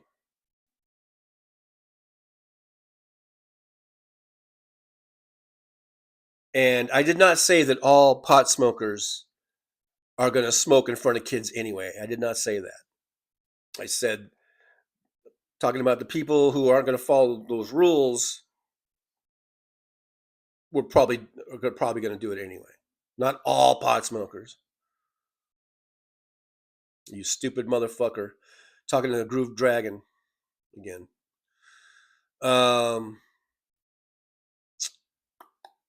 Let's see. WW says, I use vape and gummies. My vape is high CBD. Vinny Hurt says, it really bothered me. So many podcasters on the left aligned with Israel for months after their incursion of Gaza really turned me off. I was, and I still am. I mean, I guess approve of Israel's right to defend itself. I do not, however, agree with genocide. I do not agree with killing aid workers. I do not agree with killing people who are trying to get to food and to aid. None of that shit. I think it's been gross overkill, and I believe that Netanyahu is a war criminal. And I don't know how much of that certain people heard. Sometimes people just hear that, and they all they hear is, "Oh, you hate Israel," or something like that, Or on the other side, it's they'll all they hear is, "Oh, you're in favor of genocide," or something. It's and that's not the case. Damon, and who knows what assholes like Groove Dragon would think. Damon Dog says flower equals actual buds. So you smoke the bud. Catherine Real Health Talk says hemp is better than pot. No THC in hemp. Yeah, it doesn't get you high. Hemp does not get you high. The Soulcraft says flower is just green bud, nug, etc. Wayne Goen says, I prefer sativa as it makes me want to do stuff. So sativa is the one that's more, I don't know if you call it an upper, but it gives you, I guess it doesn't make you feel drowsy. And I guess the other one, what was the other one? Is one that's more like for if you want to like rest or go to sleep or whatever. Roxanne79 says flower is old school pot. Okay. But now it looks gorgeous. Flowers off the plants and they look big, healthy buds. Oh, nice. Soulcraft says hemp isn't better and dyes have THC, just small amounts, and does have THC, just small amounts. Well, it's so small that it doesn't get you high. Okay. It does not get you high. Nick Rich says, when I started consuming cannabis, 1973, all we could find was homegrown or Mexican. It used to cost $20 an ounce. Is an ounce a lid? I think we used to get $10 lids, if I'm not mistaken. Maybe it's not. Maybe that's less than an ounce. Maybe that's half an ounce. I don't know. I remember it was, Mexican.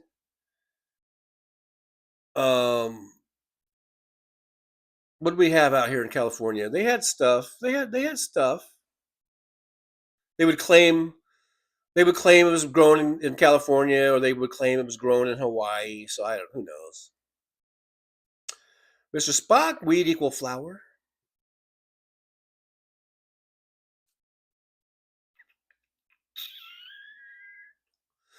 More pot talk. Let's keep it going. Soulcraft says hemp derived THC is legal, or was legal in all 50 because of hemp farm bill. And hemp could be used for a whole variety of products. You know, they could make fibers out of it, make paper. They could make clothing. They could make all kinds of shit out of hemp. And it's very renewable. It's a very renewable crop. Roxanne says, Damon Dog, did he miss the THC suppositories? I read that and I laughed. WW says flower is the whole bud without the seeds. Catherine Real Health Talk says hemp is a multifunctional plant. Food, fibers for clothes. Hey, look at Enrope. Extracts good for pain without the high. Yep.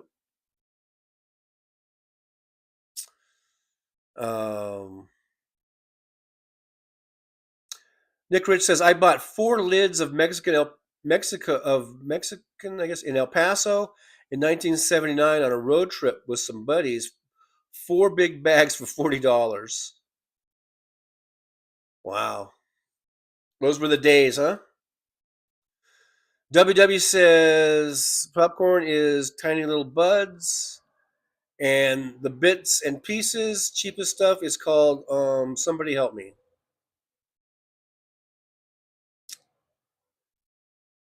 Yeah, I know what you're talking about, W. I can't remember either. Jen at the base says, can we all just agree that it's a very useful plant? Oh, hemp could save the world.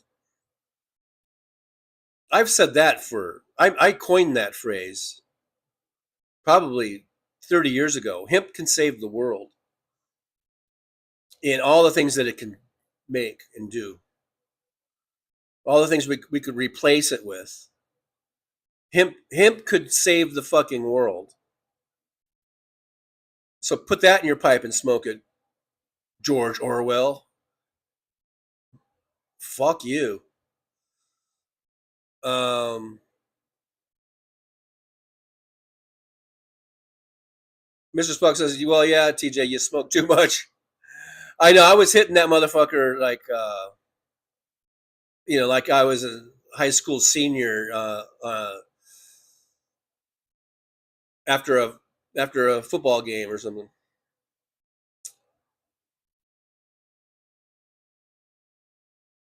James Hardamio, Nick Rich, was that when they were called lids? I brought that up too. Josh, late for president. Hey, Josh, good to see you. Thanks for coming on into the old driver's lounge.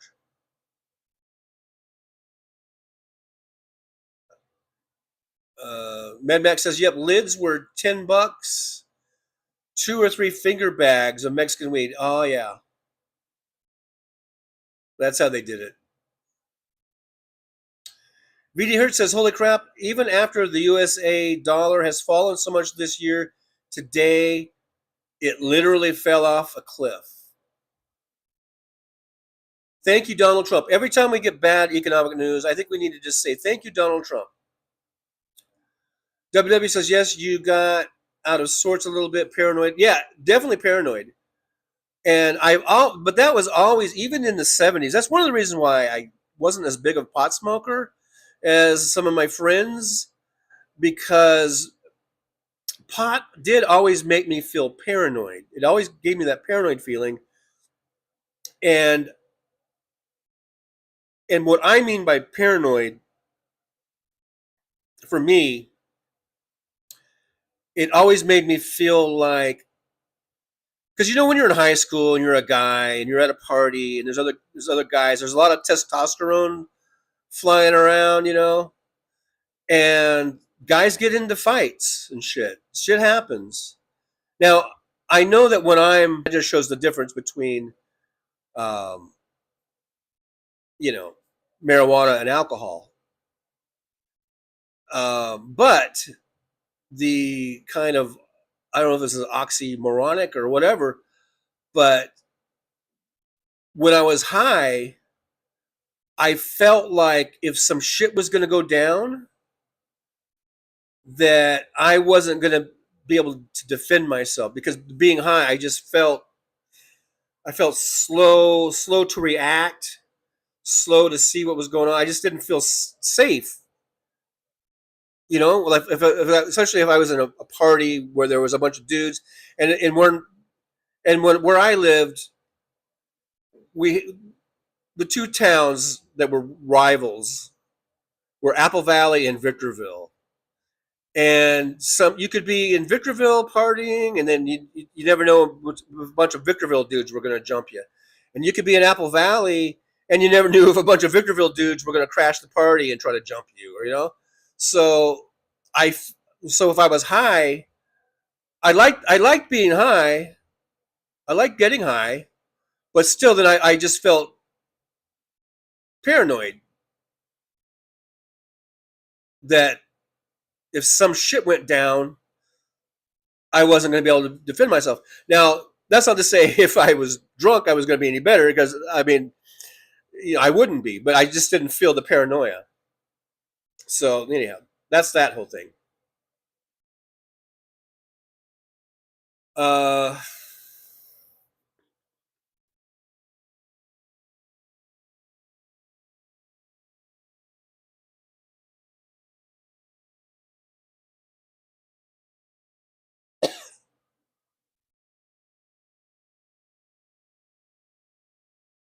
The Soulcraft says, very useful. China used to have a lock on hemp-based oil we use in fighter jets. Wow. See, yeah, hemp has a million uses. There's a million uses for hemp, and it could replace a lot of other stuff. Instead of clear cutting forests to make toilet paper and shit, we could make it out of hemp, for God's sakes. It's a very renewable crop. And you can grow it almost anywhere, VD Hertz says, folks, prepare yourselves. The USA dollar is crashing like no time in our lifetime. So VD Hertz is sounding the alarm, and we're just ignoring him, talking about pot. I guess we're all in this together. We're all in the find out stage, even though half of us didn't vote for the motherfucker. But unfortunately, we're all going to go down. Soulcraft says we now know percentages and even MG levels. Mr. Spock says a good THC, CBD, and CBG combo 2 to 1 to 1 sounds good. WW says market's down a little bit, waiting for the announcement from the Fed. AM says my daughter gave me a weed pen with the sativa strain NYC Diesel. I got munchies and tried to make popcorn in the microwave for 28 minutes, and I could not understand why it wasn't working. Yeah. Do not operate heavy machinery or microwave ovens, apparently, if you're under the influence of said sativa strain.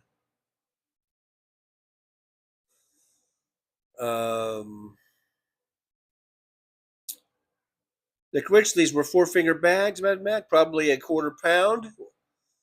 It lasted the rest of the trip. We gave away what we had left over before we crossed north of the border. Wow.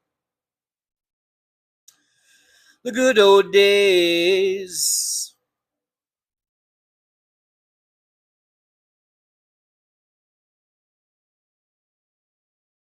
WW says, on behalf of my fellow pot smokers, don't worry about it, dude, unless you really feel like worrying about something.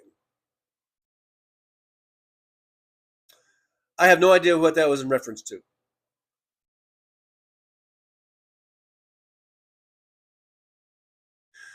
Damon Dog, the big dog, says of the suppositories are not, or if the suppositories are not your thing, they have CBD toilet paper that does the same thing. Wow, I did not know that.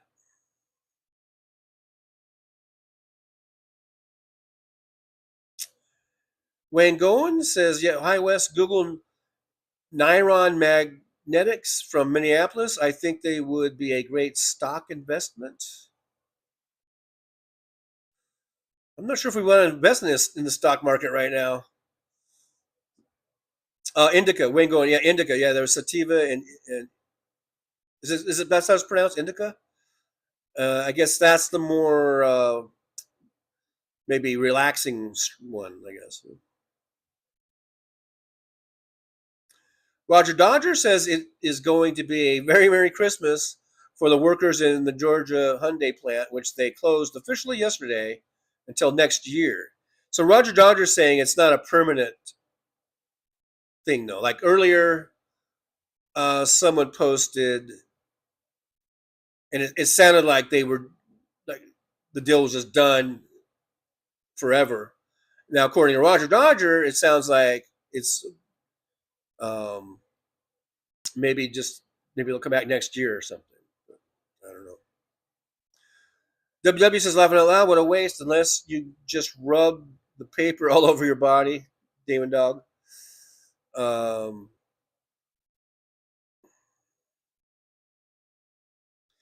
Catherine Real Health Talk says, Roger, of course they couldn't hire Americans to work there, a-holes.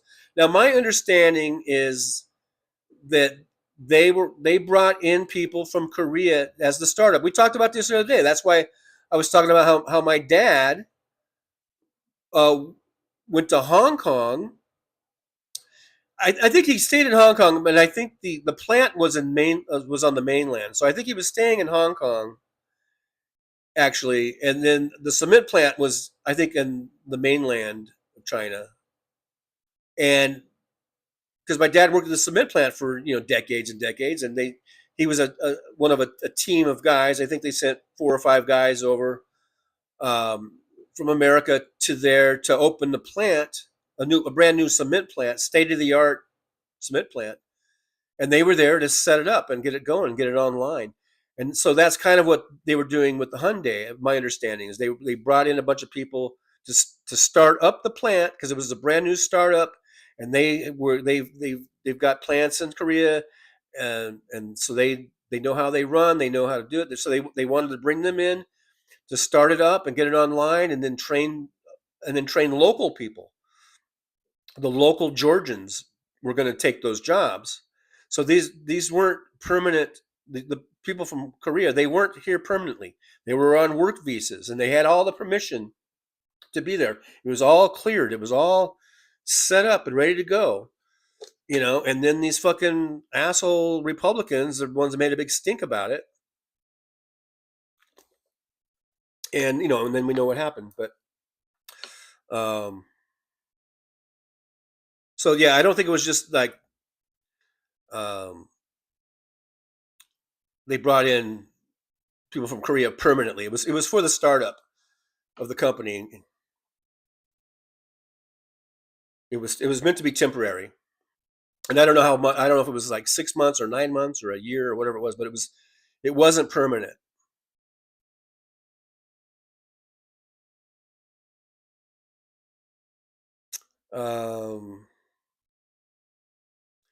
The Soul Crab says that's why they combine hemp to get 0.3% of the legal requirement. George Orwell. Oh, this guy's back here again. I forgot all about you, George. I thought we were rid of. I thought we were done with you. I thought we were rid of you. George Orwell, gaslighting, goalpost moving, low life, ignorant, lying, libelous, lummox. You said people that smoke pot illegally will smoke in front of children. I called bullshit, and it is. Ask anyone. Fuck you. I don't give a fuck what you say, you little pussy. You pussy fucking little snowflake. I said those are the one. Oh God, I'm not going to keep going over this. You're a moron. You're obviously a fucking moron. You piece of shit. Fuck you. Get the fuck out of my chat, you piece of shit.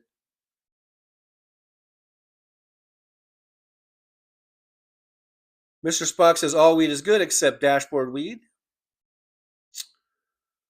Roxanne79 says Daisy got my vape pen too. Luckily, I got it from her before she could do any damage. It fell out of my pocket. Playing with her. Don't fret. I don't give the dog any. I can remember. I've known people going back to my pot smoking days that would take a hit of pot and blow exhale into their dog's faces and go, look at the dog, you're gonna get a contact high. What do you think about that, George Orwell? What do you think about that? You think that's cool? You think that's cool for pot smokers to blow smoke into their dogs' faces?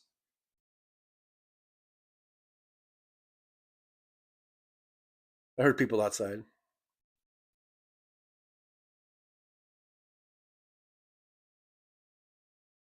I don't know. It's weird.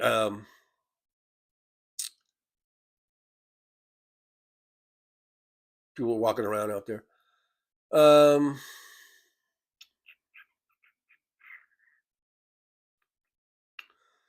William, I remember pot being $40 an ounce for most of the 70s.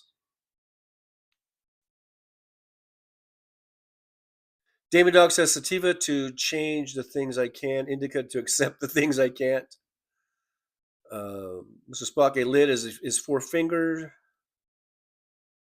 VD Hurt says, I only once had real Thai bud wrapped with string around Thai stick. Good stuff. Yeah, I've heard of Thai stick. I don't know if I ever had it. I don't think I ever had it.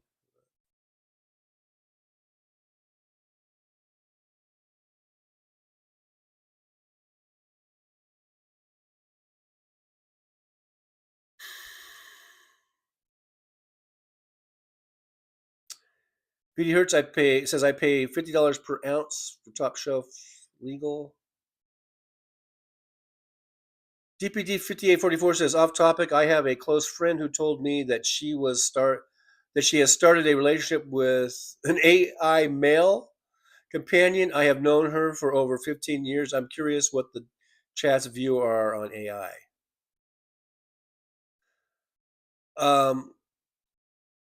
I don't know what I don't know what a relationship is. Now, I jokingly, and again, I don't know what happened to my mods. I don't think Jolie's here, but Jolie knows all about I called it my AI girlfriend, Amber, because they came out with that AI thing. It was a couple of years ago, or about 3 years ago. They had these AI, and you could make guys, you could make girls, you could make it like just your friend, or you could make it like your girlfriend or whatever. And I did that just jokingly, just as a joke. My AI girlfriend. I don't think you can have a relationship with an AI. I mean, that's ridiculous.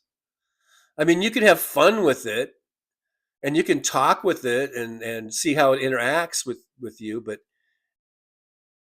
you can't have a relationship with an AI companion.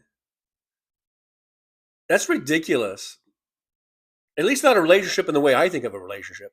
I guess if you want to use the word relationship in the loosest of terms, but my relationship with my AI girlfriend was totally as a joke and for fun, and just to talk with it and see how it would interact and see the sometimes really stupid things that it would say, or sometimes interesting things. But it wouldn't be like, oh, I'm in a relationship with Amber, my AI girlfriend. I mean, that just is ridiculous. At least the way I see it. Roxanne79 says, "Ooh shit, TJ, I missed you reading that my bad. It was funny, worth repeating. I don't even know what that was about." The Soulcraft says, "My hemp-derived Blue Dream THC is way stronger than my Blue Dream cannabis strain." I'm getting sick of pot talk now. I only wanted to talk about it just because George Orwell is an asshole. And I just wanted to keep talking about it just to rub it in his fucking face. Because he apparently wants to paint this picture that I'm some sort of, anti-pot, and I want to paint all pot smokers as being as being so careless or thoughtless that they all blow smoke or smoke in front of kids, and that's bullshit. That's 100% bullshit. I never said that.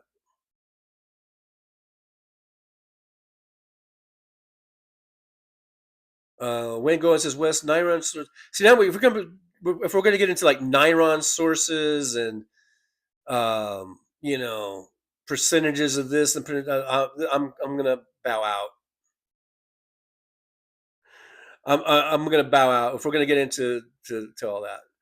Nick Rich says Colombian weed showed up in the late 70s, a lot better than Mexican, but triple the price initially, $60 for my first ounce.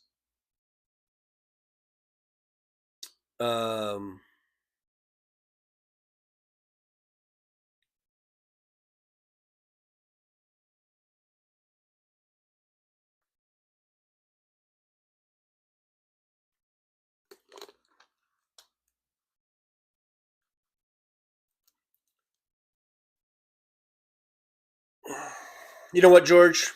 You're out of here. You're fucking out of here.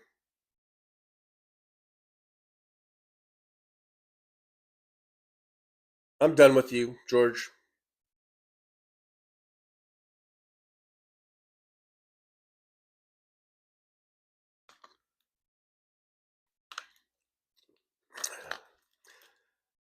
Assholes got to be assholes. I was talking about people who don't follow rules or laws anyhow are going to smoke in front of kids anyhow. I didn't say all pot smokers do that.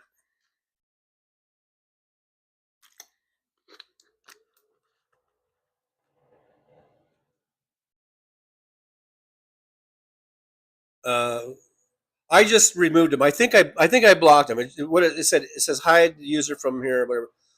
I think I just blocked him. So fuck that asshole.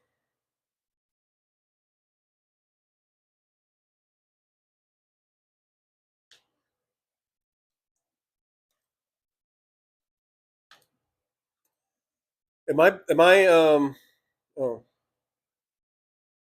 for some reason my screen on my iPad froze. So I wonder if there was any buffering going on.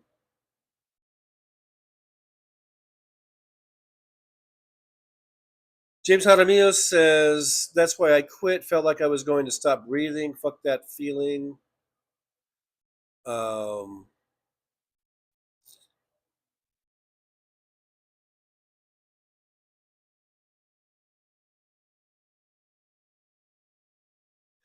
And if Groove Dragon or George Orwell comes in on any other, if I find out that they're using another name, I'll block that one too.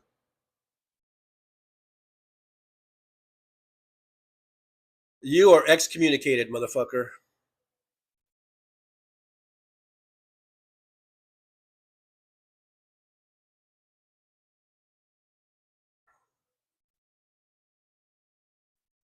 WW says, "Will a Fed rate cut really help your finances? What would it mean for mortgages, credit card bills, saving rates, and more?" And then VD Hertz says, "Sadly, I am doing great. Short the USA dollar, long other major currencies." Hey, Barefoot Bear says, "I first smoked pot in '69, after a bunch of our locals came home from NAM, or NAM? No, NAM. We say NAM. Pot is the same as that now. Wow. I always heard that it was much more stronger now. Hey, there's John Kloss. John Kloss. Good to see you. I don't think I've seen John Kloss in here before. So welcome to the Driver's Lounge. Thanks for coming on in. John Kloss says, you just had to take a gun with you. Is this like to the parties in Victorville? Or some kids did. Roxanne79 says, I usually don't get paranoid except in certain places and not that much anymore. William says, who remembers Boone's Farm? Oh, yeah. Remember the Boone's Farm. Nick Rich, don't change the subject, folks. All weed chat today. I don't know. I am getting a little tired of the weed talk, I guess. Marshall says, good to know you're prepared. James Armino, don't let them get away with a work-related injury. Really hurts. Well, it's all weed. Roger, I think you saw the real TJ today. Oh, absolutely. It's all the real TJ. Good, bad, and ugly. Good, bad, and indifferent. Good. It's all the real TJ. Roxanne79, I have. It's always sunny on in the background, and it's cracking me up. I'm almost to season 10. There are 17 seasons.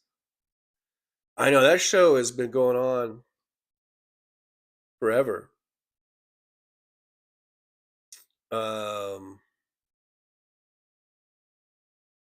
Damon Dog, I just saw a hemp plane made of hemp, runs on hemp fuel.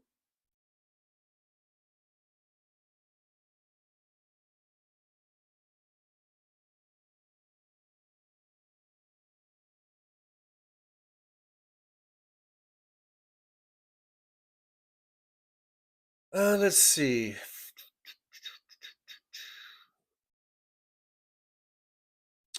Soulcraft says, that's one thing with edibles. They give me munchies. Choking doesn't, for some reason, for whatever reason.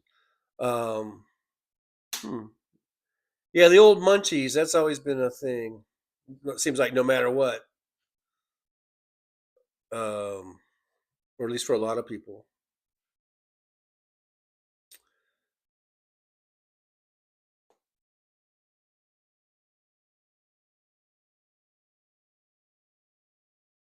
So anyhow, we are at the 2 hour, over 2 hours now. And I don't know if, what day is today? Tuesday? I think a lot of people left. They're probably watching Boston Brian.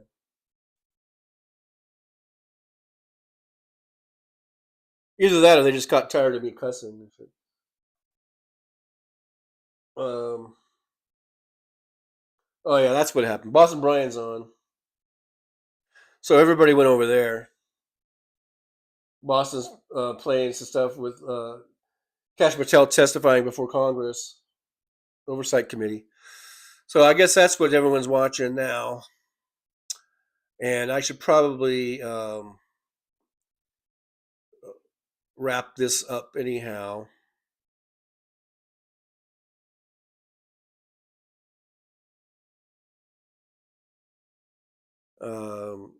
But thanks for all the weed talk. I've learned a lot today. Vinny Hurt says, I have bought legal weed in New York, Maine, Ontario, Canada, Colorado, and probably other states. I forget, laughing out loud. Sandy Foltz,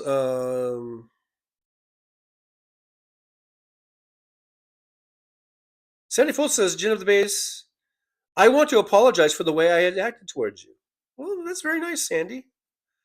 So I don't know, because if you guys have blocked, you guys are blocked, and maybe Jen didn't see that.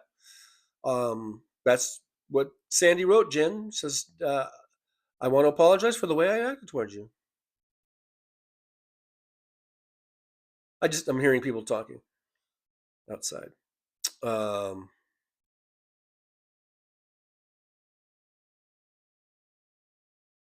it says, yes, they teach the company. Oh yeah, we're talking about the Hyundai plant, right? In Georgia. It says, and it says, yes, they teach the company, how to get up and running so we can work the company's efficiency. Yeah. So, yeah, I don't think Hyundai, because that was my first reaction too, Catherine. Like weeks ago, like this has been what, 2 or 3 weeks ago now since that story came out where they, where ICE came in and scooped everybody up that was working there. And my first thought was, why aren't they just hiring, Americans anyhow? And then I found out probably later that day or the next day that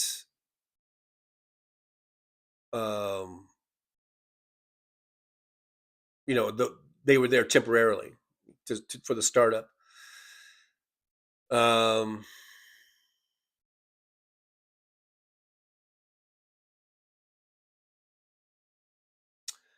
Yeah, so Demon Dog says Brian went live.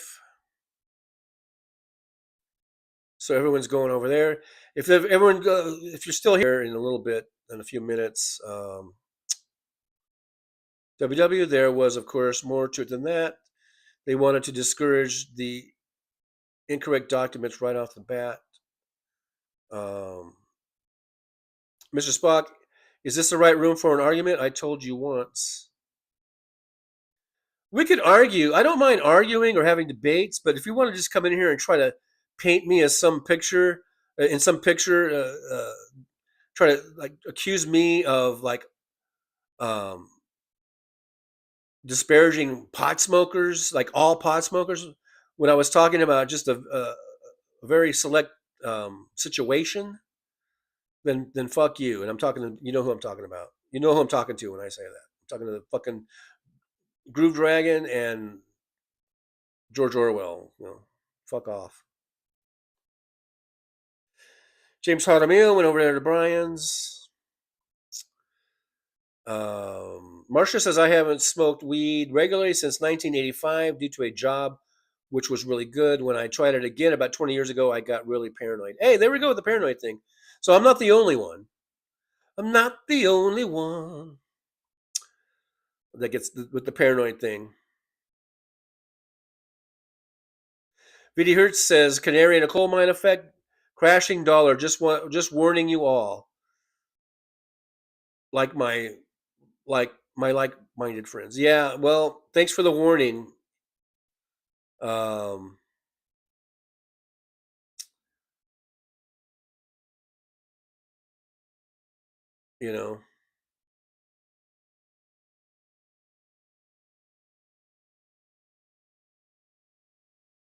VD Hertz says, TJ, I think Orwell is WW messing with you. Well,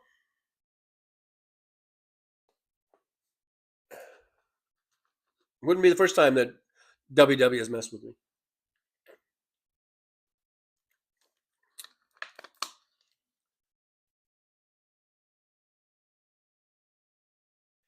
VD Hertz says, let's say you have money in the bank in a CD earning 5% APY. The USA dollar is down 10+% this year versus all major currencies. You are losing money because the dollar is falling. Marsha with a 99-cent super sticker. Thank you, Marsha. Yippee to Marsha. I do appreciate you with that 99-cent super sticker. Thank you so much. That helps the show. Helps keep us going. Blue Tomato says, what? I just tuned in. Groove Dragon has been a nice YouTube friend for years. Not anymore. He's excommunicated. He's persona non grata. Persona non grata, and as far as this chat is concerned. Sunny Folks, have you ever smoked hash or crack? I have not. Well, you know what? I have smoked hash, I think. Actually. Way back. Way back in the, those years. The late 70s and early 80s. I'm pretty sure I smoked hash a couple times.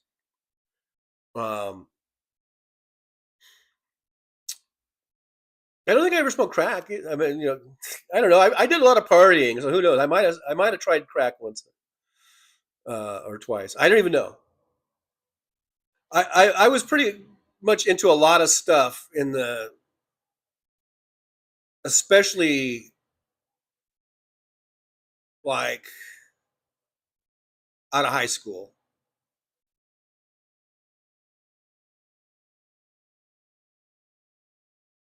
AM says I learned a lot as well about weed, TJ.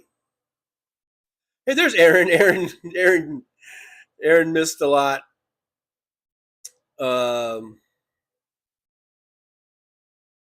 You missed all the excitement, Aaron.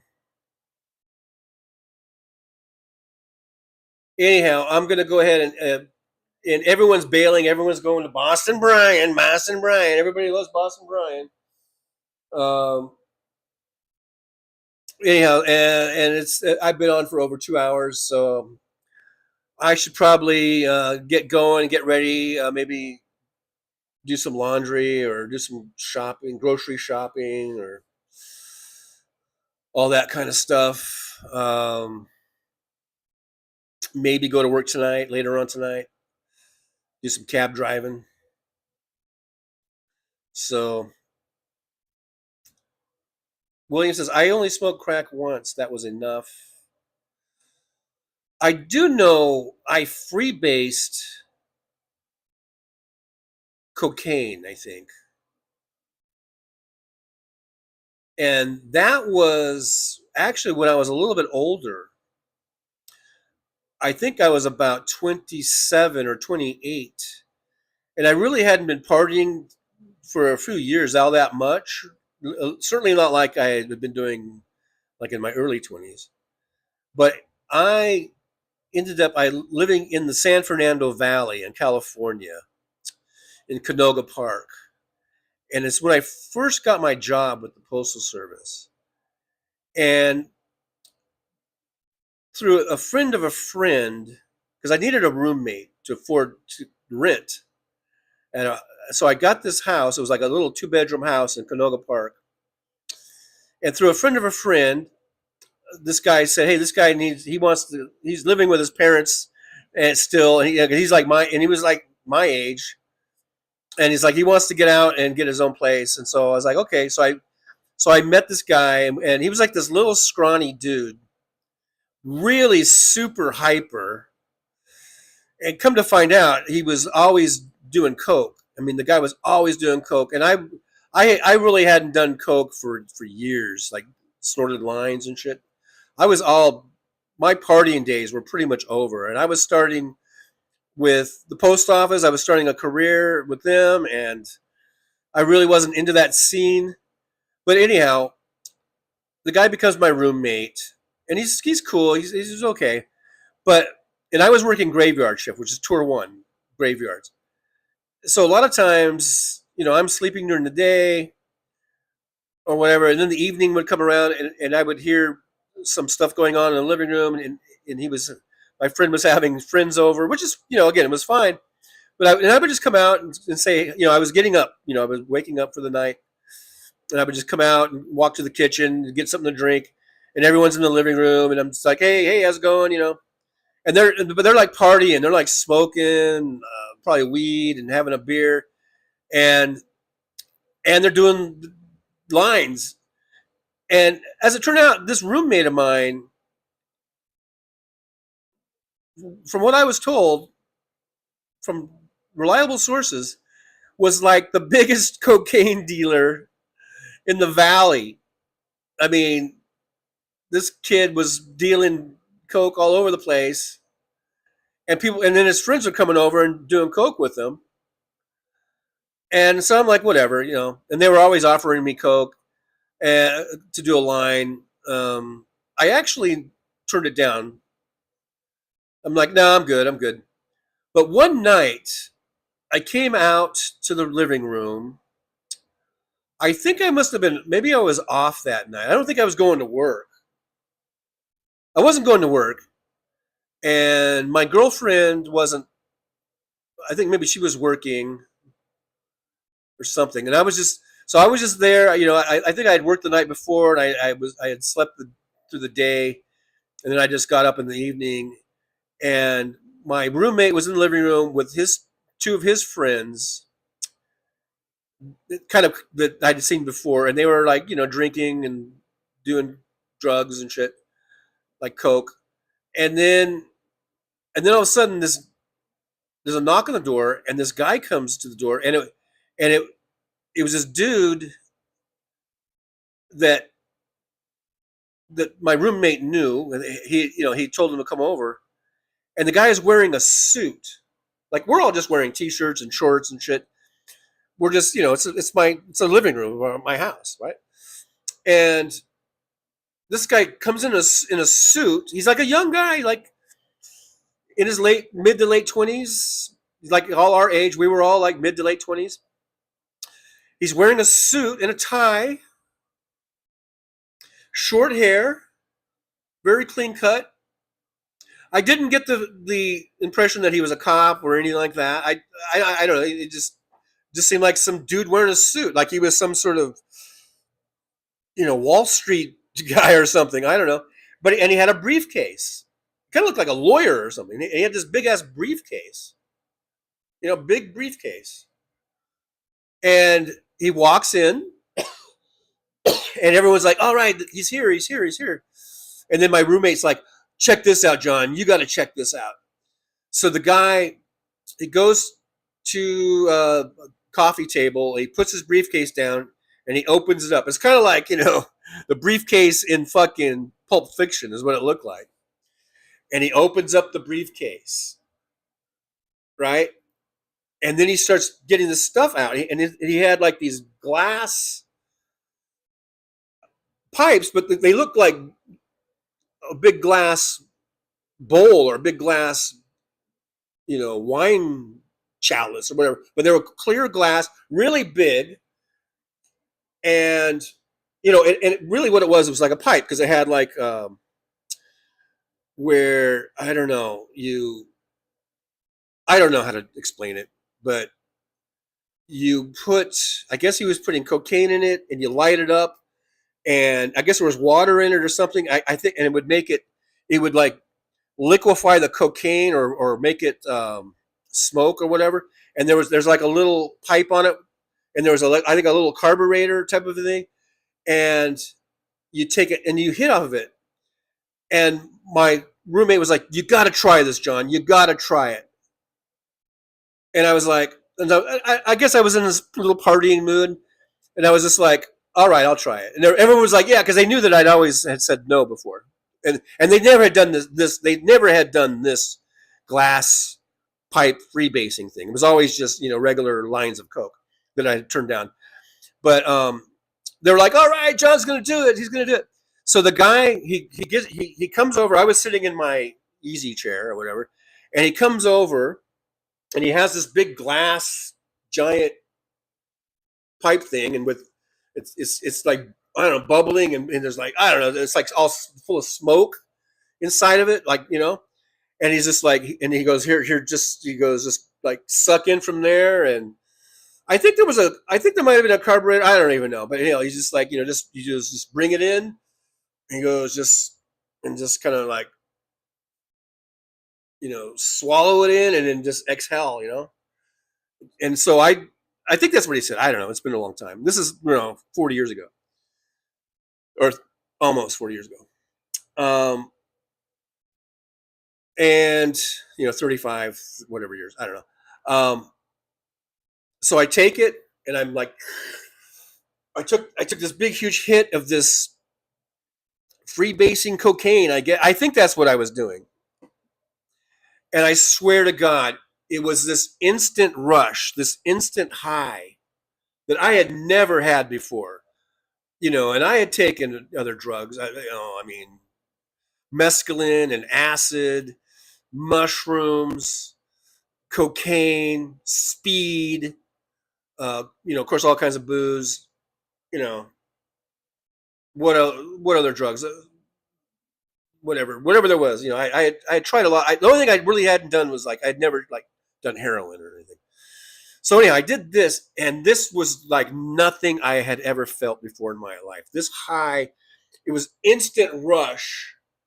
And I remember I immediately stood up out of my chair. I just stood right up, and I swear to God, I felt like Superman. I had this surge inside of me. I literally felt like I could literally fly and pick up the world, the actual planet Earth, and pick it up and carry it, and if I wanted to. That's how I felt. And it felt good. I mean, it felt so good. This was like the best high, the best rush I had ever felt in my life. I mean, it's so I can't even describe it, how good it felt. I mean, I was just standing up, and everyone's watching me, and they were like going, oh, you know, I don't know, they were getting off and watching me get high, I guess. And all I was doing, I wasn't even saying it. I was just standing up. I think I had my eyes closed, and I'm just feeling the high, and I'm just feeling like, oh man. I think I might have been going, oh, you know, I might have been yelling like that or something. And then, it just felt so marvelous. I really felt like I was Superman. That's how it made me feel. Like I was indestructible, stronger than the universe, you know, and everything. And I felt so good. And it lasted for about 20 seconds, 30 seconds, maybe. And it went away. And then I just sat down back in my chair, and I opened my eyes, and everyone's looking at me. And I was going, oh my God, that was fucking a rush. I go, that was amazing. And they're all like, right? And I'm like, oh my God, that was just fucking the best high I've ever felt in my life. I've never experienced that. And they're like, yeah, this stuff is great, man. And they're like, here, do another one. And I was like, nope. And they're like, why? I go, nope. I go, I'll never feel that high again. Never. I don't care what you guys say. Nothing will be as good as that high. And all I'll be doing is trying to chase that high. If I take another one, it's not going to be as good as the first one. And I'm going to want to do more and more and more to try to get to that original high, and I'm never going to get it ever again. And they were kind of like, yeah, he's right. You know, they're like, okay. And I never did it again. I did it that once and to this day, it's still a memory. I can still remember the high and how it was just the most fantastic fucking high. And so I know how people can get addicted. There was something in me that I knew that if I took another hit on that I would be like probably addicted, or I would probably be just all, like I said, chasing that high. I knew it would be leading to trouble. So I didn't do it ever. That was the only time I did it, that one time, but it was magnificent. It was magnificent. And so I can see why people get high or get addicted, you know, trying to chase that high, and it never really ever comes again, or whatever, you know, they're always chasing it. So anyhow, so I don't know how I got on that subject, but I read somebody's tweet here, or I mean tweet, not a tweet. We're not on Twitter. I read someone's post, and it led me to this little tangent. I don't know how or why. I don't remember why. I did, but I did. Oh, I think because William said he smoked crack once, and that was enough. Okay, so then that's what led me down that rabbit hole. So with that little story, I will. Nola says it sounds like you did angel dust. I don't know if it was angel dust. My memory. I don't know. I just thought it was cocaine. That it was like freebasing cocaine or something. But whatever it was, you know, I did it the once, and that was it. And so with that happy story, I will leave you guys. I will bid you adieu. I have banned what's his face. Hopefully he won't come back in some other iteration again, because he ruins my chat. He ruins my vibe. This asshole called George Orwell or Groove Dragon. They're both the same. I don't think it's WW. WW and I have a whole different dynamic. I don't think it is. But anyhow, so if that motherfucker comes in any other iteration, I will do the same. I will block that one too. But with that, I will bid you guys adieu. Tomorrow is Wednesday, so we will be back on at 11 a.m. Pacific time, come hell or high water. And I hope you guys will join me then again. I hope you come back. All right. I know sometimes I can be abrasive and I can turn people off, but it is what it is. It is what it is, man. Sometimes you get the nice, friendly Trucker John, and then sometimes you get the one that's calling everybody a cunt. I didn't call everybody a cunt. Anyhow, guys, all right. So all we have left to do, of course, is words of wisdom, and which I will probably be talking about. Who knows? Just get pad and paper, pencil, pen, whatever. Write this down. All right. So today's words of wisdom are as follows. This is multi-process here. So step number one, or to the words of wisdom, are as follows. Okay, guys, just remember that.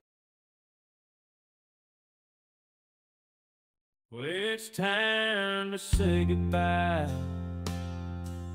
The show has come to an end. But don't be sad, no, don't you cry. We're all gonna come back and meet again.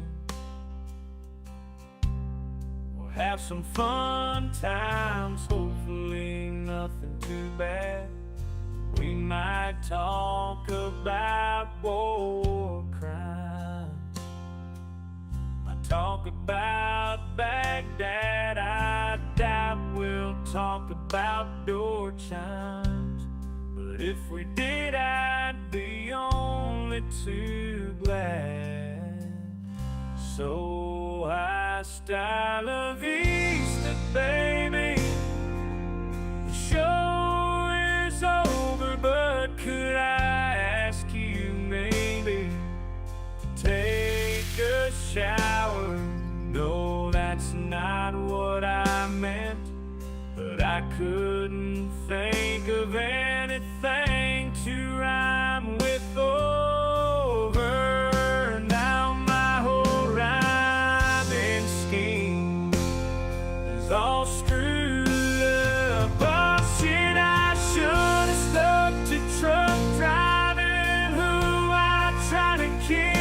At least when I was out there driving, I could handle a skid, but doing this live stream, baby, has been a real kid. So I hope to see y'all again right here on the Trucker John live stream. We're gonna do it again and again, right here in the Trucker John live stream. Yeah, the Trucker John live stream. We're gonna come back and do it all again. No, this ain't no dream. This is where we win, right here on the Trucker John live stream. No, this time to say goodbye. The show is coming in.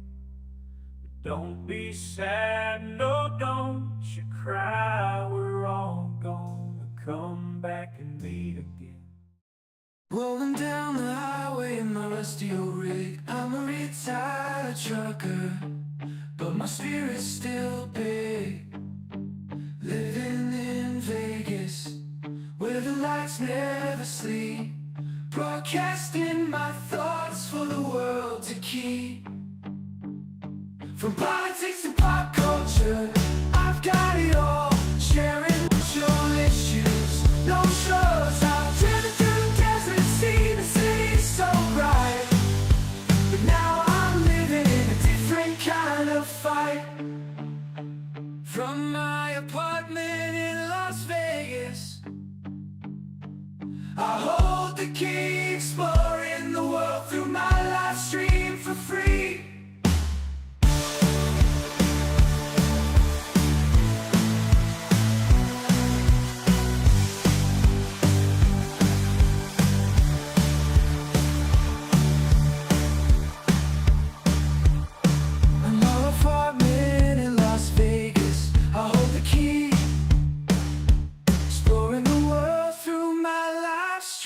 for free.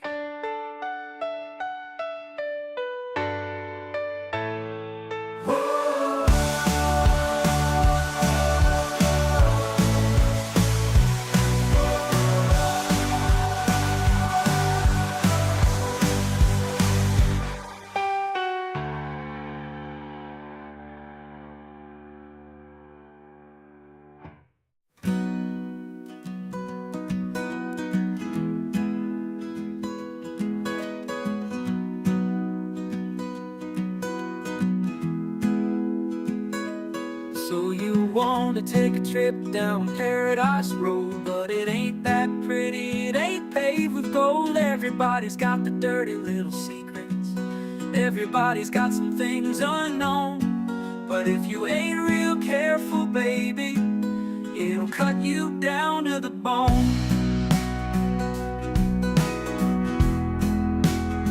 Under all those bright lights, you've gotta learn to ignore the glitter. It's all about fight or flight, and you don't wanna do either.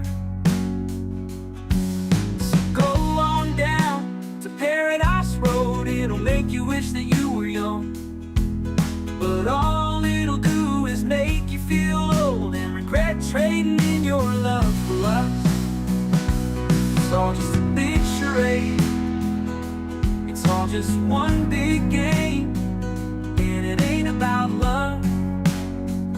It's all about the thrills, it's about staying in the hunt, it's about going in for the kill. So head on down to Paradise Road, that's where your friends are now. They're the people that nobody knows, so go ahead and make your big show. So live it up on Paradise Road, just don't let anyone know. It'll be your dirty little secret, it'll be your guilty little pleasure. Living a secret that the whole world sees, hiding in plain sight among the scum and the thieves. It's so damn hard to ever be pleased.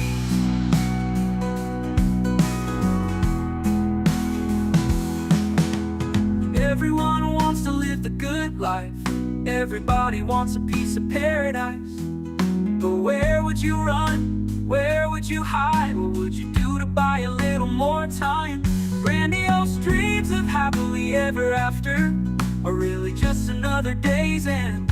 And when the sun goes down, you just lay there wondering, can you really do it all again? You're praying for one last shot, you're hoping for one last big win.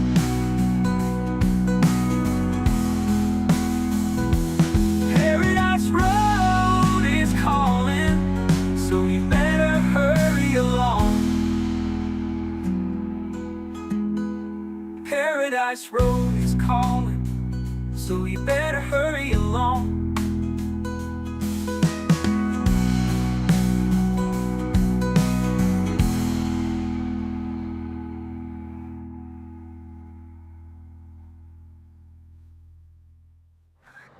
Show's over. I'm out of here, folks. Bye.